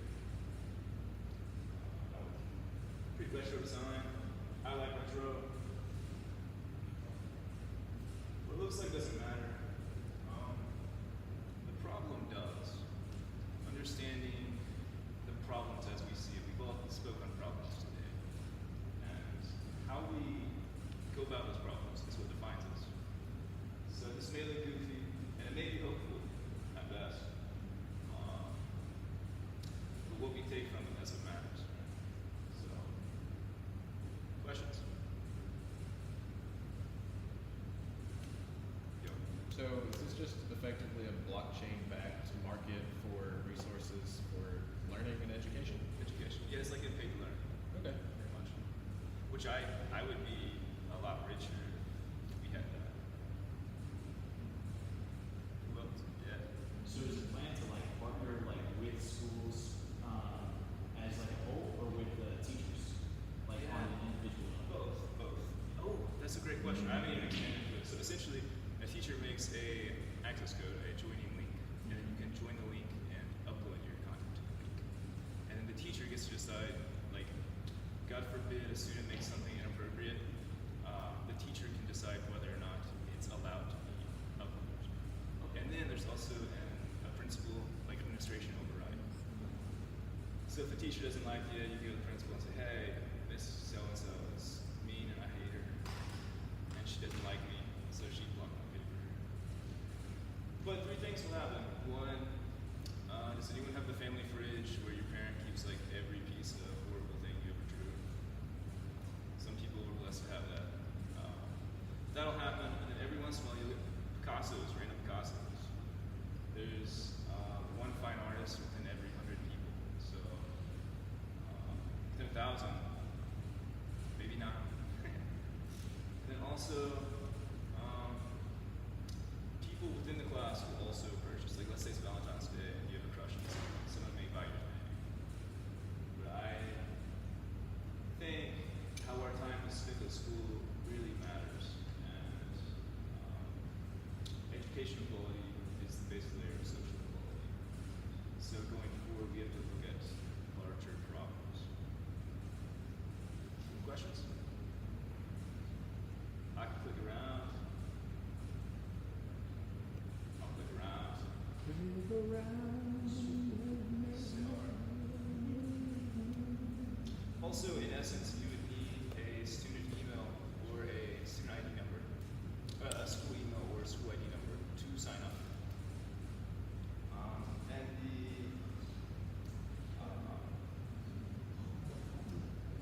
school registration, like a school has to be registered and accredited, as well as the teachers. Like if you have a teaching license, that's one of the essentials when signing up as a teacher.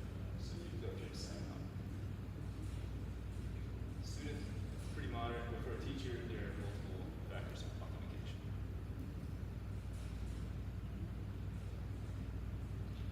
Okay, cool. Yeah.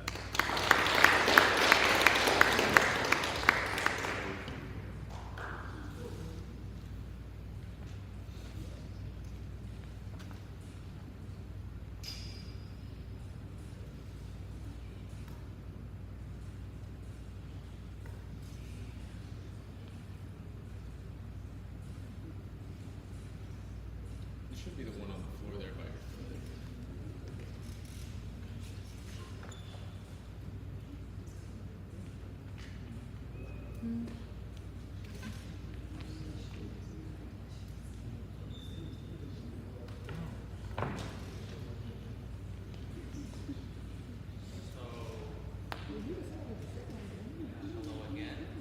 Oh, get the microphone, baby. We can't hear you.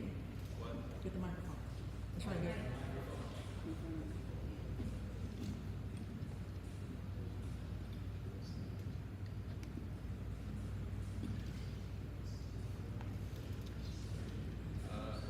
Hello again. I propose a solution for OPSEC profounding question, which is like we need to get a security camera connected and powered like 400 feet away, like to get camera data, like a real-time camera data. So like I propose my solution here. Introduction is like we need to get our camera data through 400 feet away without any without any cable power. So here I propose like a Ubiquiti 0.5 wireless bridge equipment. So the process will be going like this. Our camera is capturing the vision of wherever we are doing surveillance, right? And it it analyzes, it gets the data. Then let me show the exact here. So it gets the data, it converts to like a modulated waves or signals. Then through the switch, it goes through Wi-Fi and it sends to another one. So our 400 feet is here, and it, this detector detects the data and analyzes and remodulates our data to detect that the real version of this, and we are getting our data at the PC. So main building is we have internet and router in our. As you see here, we have internet and the router and unified switch. So our that the main building is built here, and the remote location or like a remote sensing camera is put here. So we are getting our surveillance, and the PoE injector switch changes or modulates our data into electrical signal, and these waves should be sent through a Wi-Fi emitter. Then it will be detected here. It absorbs all information without maybe a 5% power loss or a data loss. Still it's enough for us. Our data will be a little bit lower quality, but still we can amplify the data and get a good quality. So here our data will remodulate again, router connects to internet. So as you see here, our main building and Wi-Fi will be mounted here, and here is the remote sensing camera and the other Wi-Fi. So choose wireless bridge equipment, I prompted all of these, which is the best instruments, the lower cost, opportunity cost, to reduce the cost and also to increase the effectivity. And also the problem is we need to do it remotely, we should eliminate first option is of course we can put our AC cable under the ground and we can power the camera there, but the question asks about that remotely, we don't have any wire or a cable under the ground, so we will use a solar panel here on this stage or tree, whatever you say, and solar panel we put the battery or a charger, so in the daytime we are getting all our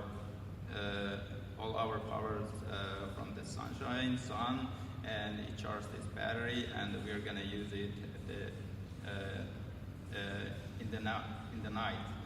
And also another point is we will use this battery power in the night with the reduced level, or we will use it with a reduced power. So we will use a sensor camera, so if there is no motion, we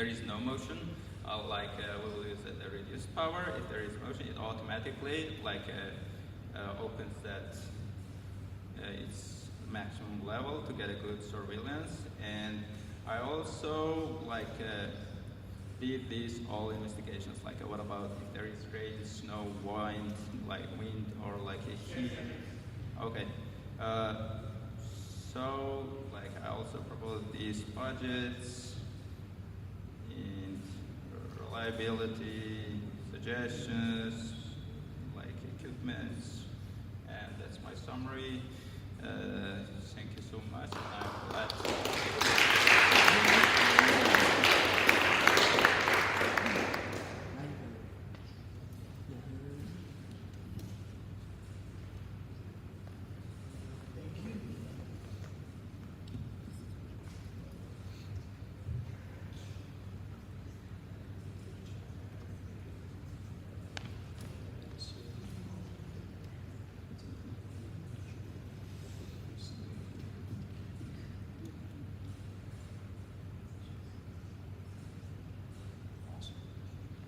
Awesome. All right, William Disselkamp, I'm up here to present my solution to the 400-foot PoE system problem. So the problem is, oh, sorry, it's a little spotty with the phone. Probably get it. Okay, awesome. So the problem is that we have to get the PoE system to work from 400 feet away, and the PoE cable, the Cat6 cable, the estimate is around 328 feet. So you have to be able to run it essentially off the grid. So this is rudimentary writing, but the solution is here. So first, I had to address the problem and write it down.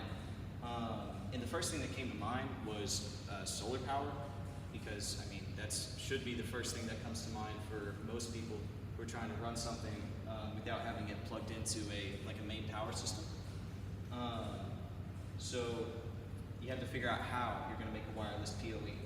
So first you would need a wireless bridge, and there's lots of different options for wireless bridges. Today we'll go with the NanoBeam 2. And then power system, you could do a small power station, battery, or solar. And obviously I said I'm going with the solar solution. And down here I have essentially a blueprint for how this system would work. So I don't know, I don't really have a pointer, but I'll zoom in on the individual parts. So right here is the wireless bridge, or the NanoBeam piece of technology. This right here is kind of the key to getting this signal out here. And right here is kind of so that's like the brain, and then we have the heart. right here. So there's a inside this weatherproof enclosure, we have the PoE injector going into the G6 Pro camera that was specified in the prompt. And inside the weatherproof enclosure, we have a 12-volt battery that the solar panel on the outside will be going into, and that'll go into a 12. Sorry, I know what that is off the top of my head. A 12-volt to 48-volt inverter, and the inverter goes into the PoE injector that was shown earlier, and then into the camera again. And the weatherproof enclosure, it's all kind of in one box. And the idea is that you would be able to sell these it's pretty contract friendly. So you could sell multiple of these systems at varying degrees of like weather control, depending on where you would want this system to be located. So the rough estimate for a full off-the-grid setup is around $450 to $700. It's looking like, if you're not including the camera price, probably around $600, depending on the specifics of the PoE injector. But in essence, you would need a wireless bridge, a battery, a solar panel, a charge controller, and the injector and the weatherproof enclosure. And that is, I'll bring this back up on the screen. That is my solution for this problem. Does anyone have any questions?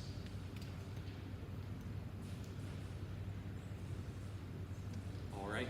Thank you all for your time.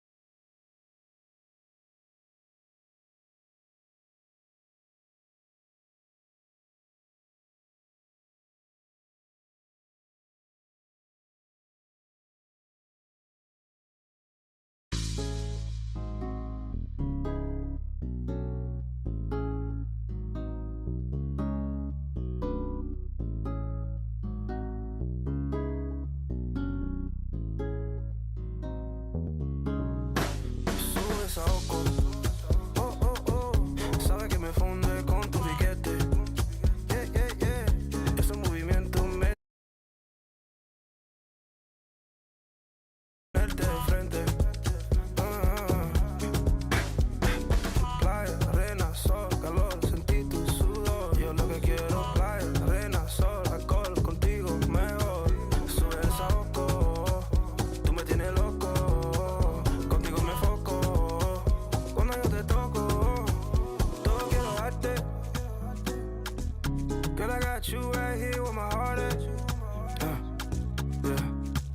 solo quiero amarte. Girl, I wanna love you, I don't want a heartache. Ya te puse en la lista de todos los deseos que tengo que cumplir. Si tuvieras como yo te veo, te juro que tú no me miras así. Vamos a olvidarnos del mundo, vámonos por ahí. Que nadie sepa de ti, que nadie sepa de mí, baby. Dime la verdad, que somos tú y yo. Si en verdad sentimos lo mismo los dos. Yo quiero navegar contigo bajo el sol. Ese cuerpecito está pidiendo calor. Sube esa oco. Oh, oh, oh. Sabe que me funde con tu piquete. Yeah, yeah, yeah. Esos movimientos me tienen loco. Oh, oh, oh. Me gustaría tenerte de frente. Playa, arena, sol, calor, sentí tu sudor. Yo lo que quiero es playa, arena, sol, alcohol, contigo mejor. Sube esa oco, tú me tienes loco. Contigo me foco, cuando yo te toco. Yo no sé qué pasará, lo que tu mirada me dirá. ¿En qué será que tú pensarás cuando me tengas de frente si tú me besarás? Yo no sé, dime tú, ¿qué es lo que? Dame la luz. Yo soñaba con una como tú. Yo no sé si esto es un déjà vu. Yo no sé, dime tú, ¿qué es lo que? Dame la luz. Yo soñaba con una como tú. Yo no sé si esto es un déjà vu. Yo no sé si esto es un déjà vu. Yo no sé si esto es un déjà vu. Sube esa oco. Oh, oh, oh. Sabe que me funde con tu piquete. Yeah, yeah, yeah. Esos movimientos me tienen loco. Oh, oh, oh. Me gustaría tenerte de frente. Playa, arena, sol, calor, sentí tu sudor. Yo lo que quiero es playa, arena, sol, alcohol, contigo mejor. Sube esa oco, tú me tienes loco. Contigo me foco, cuando yo te toco.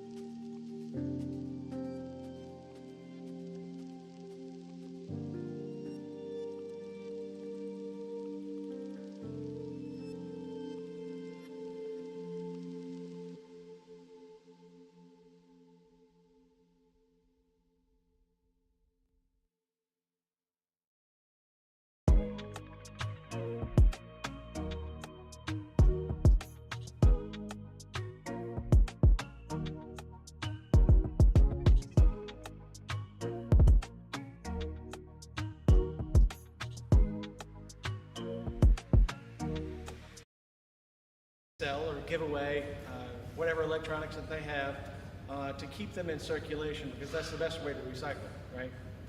Rather than breaking them down and using the parts. But when something can't be reused, at least they don't know how to get it back into circulation, they bring it to us.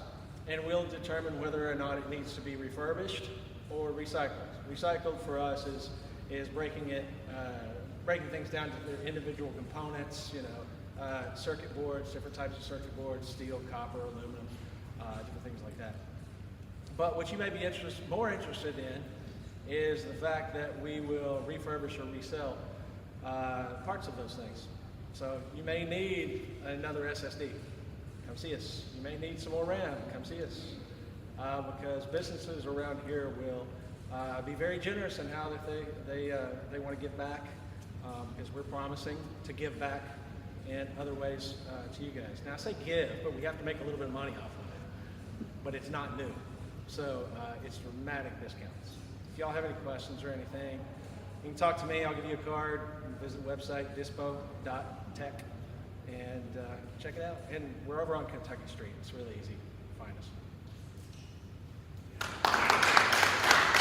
So much, Chris. I'm sure you're under the bus, but that's great. I think the business is very neat, and it's just neat. He showed us around the space yesterday, and I just love it because they're putting things apart, and it's just great. And I remember sharing with him the very first time I engaged with computers was with hardware, just pulling things apart and putting them back together.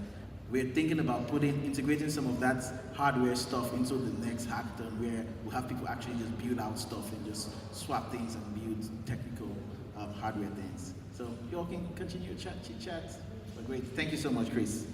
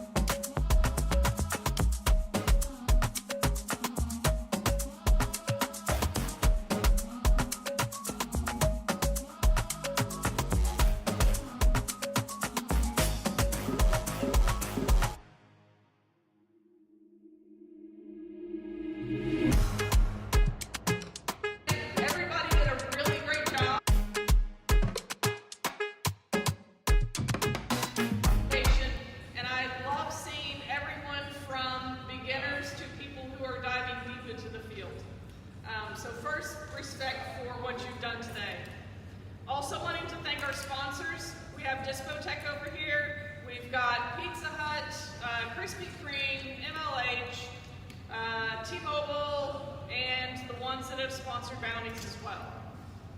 If I missed any, let me know. But we're going to start by awarding the prize for the Move Well Bounty. And the Move Well Bounty was to create a solution that helps promote healthy lifestyles. And we had one submission, and it was awesome, and we loved it. We love that you really thought about how to engage people and how to get them to play those games and really engage. And so the award for the Move Well Bounty goes to Combs Shift.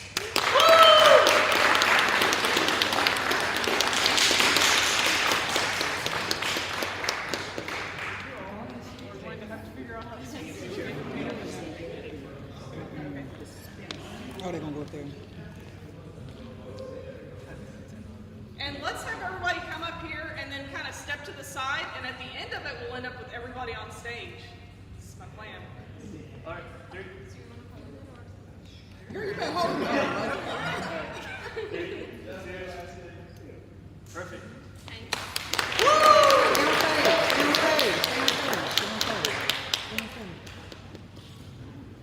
All right. And then the next one was the OPSEC bounty. And the challenge here was to help him define the system needed to present a camera on a pole away from electricity, share information, power it, provide all that. So we had 3 submissions there, and we were impressed because all 3 of them really understood what the challenge was. We all came up, the person with the bounty had kind of the minimum of what was needed, and you all identified that you needed the battery for supply, you needed to connect, you needed to send the wireless signal, you needed to be able to connect all these and power them. And so really applause that all of you met that requirement for the person presenting that bounty. But the winner for that one, and the iPad, drum roll, is Kyle.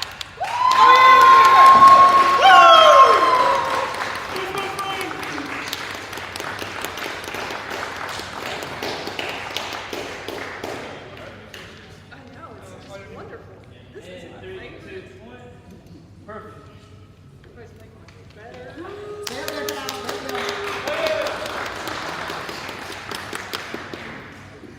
All right, and finally, the main challenge, we're going to start with second place, and then we're going to do prizes in reverse order. So we're going to announce second place first, and then have first place choose their prizes.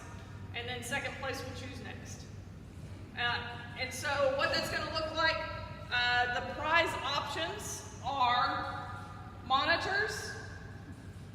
There are these bags from Google that also have a Google Cloud mug inside. And there are wireless chargers. So what we're going to do is first prize and second prize, actually all 3, will get to choose 2 items. First place chooses first, and second place chooses second, third place chooses third. So when it's time to choose, you can choose 2 items, whichever you prefer. Fight it out with your teammates. All right. So, second place, drum roll. What's happening in BG?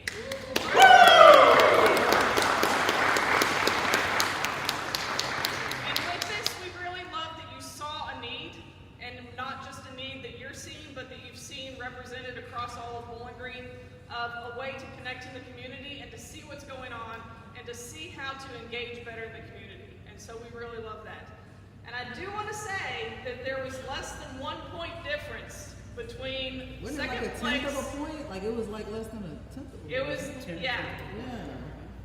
It was less than 0.2 between the 2 of them. So we do it by percentages, but it's less than 0.2 between the 2 teams. So it was amazingly close. But first prize is New BG. Woo!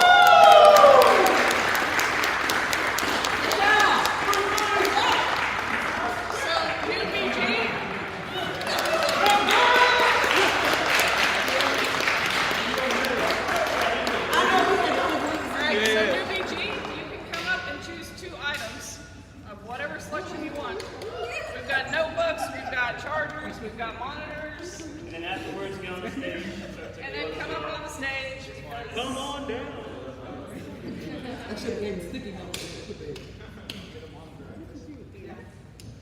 And there should be cords. We need to track down one cord.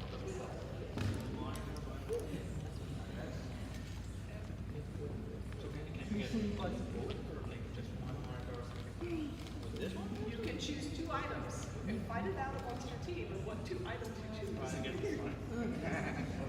If you want to fight for 2 monitors, fight. Yeah. I mean, 2 of whatever items you want that are across the stage. Pick one, pick another. Hard choice. It is. It's kind of fun. You want to monitor? So if you don't want to monitor, yeah, choose.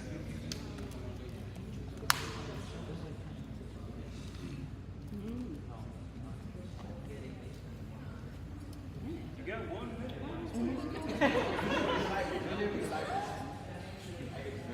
2 items each person, yeah. Yeah. Yes, 2 It's 2 items for each person. He gets 2, you get 2. Oh, like it's 2 for all. Oh, sorry. No, you 2 items per person. And this is super cool. I know y'all was saying, dang, they being cheap. 2 items per person. Oh, she did. You did say fight it out with your teammates. I did say fight it out. Battle. That was definitely on me.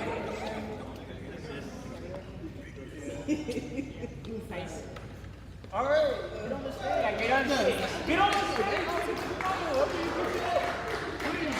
Our monitors? Yes, with the monitors. Yes.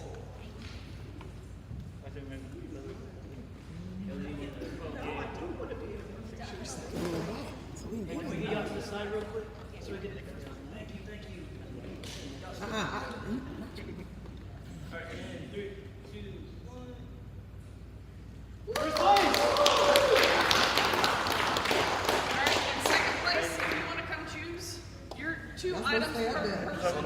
It's funny we didn't know even that. She said I was supposed to stay up there. What'd you say? And you gotta keep the monitor too. So it's in the future. Okay. Give it up for second place one more time. Y'all, it was so close. Get on the stage. That's everybody? One more. Oh, there's one more. Motivate, be proud. Yep. There you go. And 3, 2, perfect. Alright. And then, you want to come choose your 2 prizes next?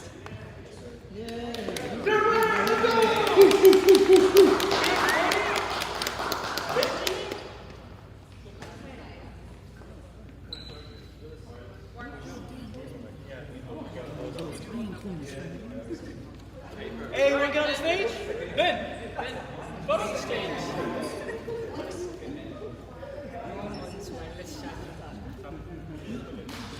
Perfect. And 3, 2, perfect.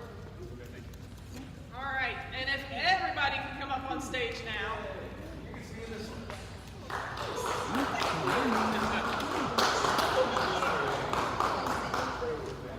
There you go. Put your monitors down. It ain't made for all people. They said I didn't know what to say. Alright, do that.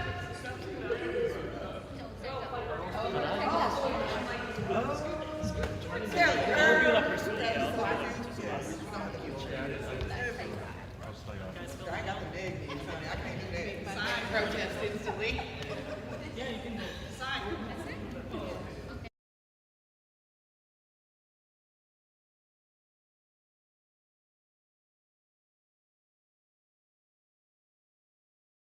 Josh, if you could scoot in just a little bit more. All right, taking a photo in 3, 2, 1. And then give me an exciting one. Say hackathon, scream, jazz hands, all that stuff. 3.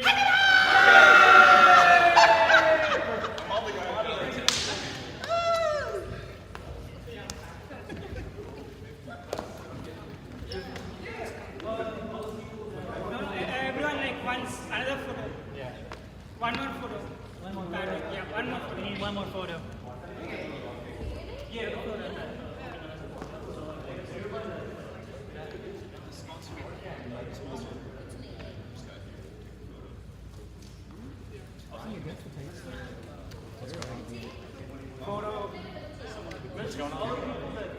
yet. I'll figure it out here in a second. Dude, I want to look at it. Yeah, I'm good. Hey, go sit down. Good job, guys. Oh, good. Good. Better hurry, I'm about to run out of battery. Hey, Josh. Photo? We can just throw it. Dr. T? Don't hold your arms out like this. Dr. T? Yeah, I'm sitting over here with my menopause fan. Do you want something else? Next time y'all see me, I'm gonna be. You know what I need to say? Get on that. Trinity, you come over here because you interviewed everybody. Come on.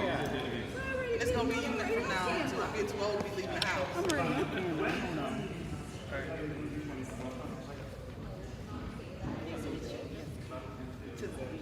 Wait, Kelly, you gotta get down with the girls. And we gotta do the pose. What do we do? We're doing the sorority girl pose. Come on, girl. Give us a Come count. on, girl.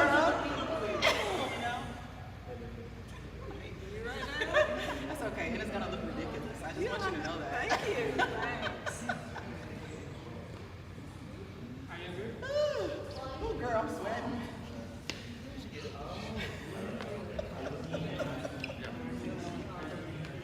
It look good?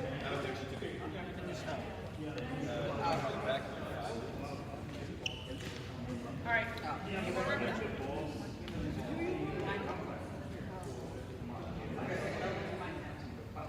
She took a video instead. Oh, she took a video?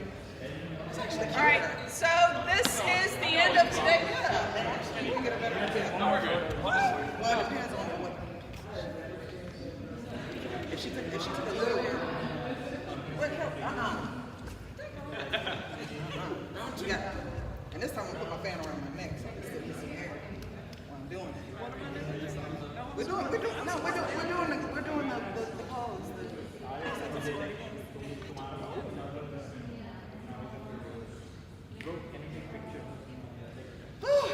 Girl, if you ain't have to do that again, me and you gonna fight. I'm taking that $50 back.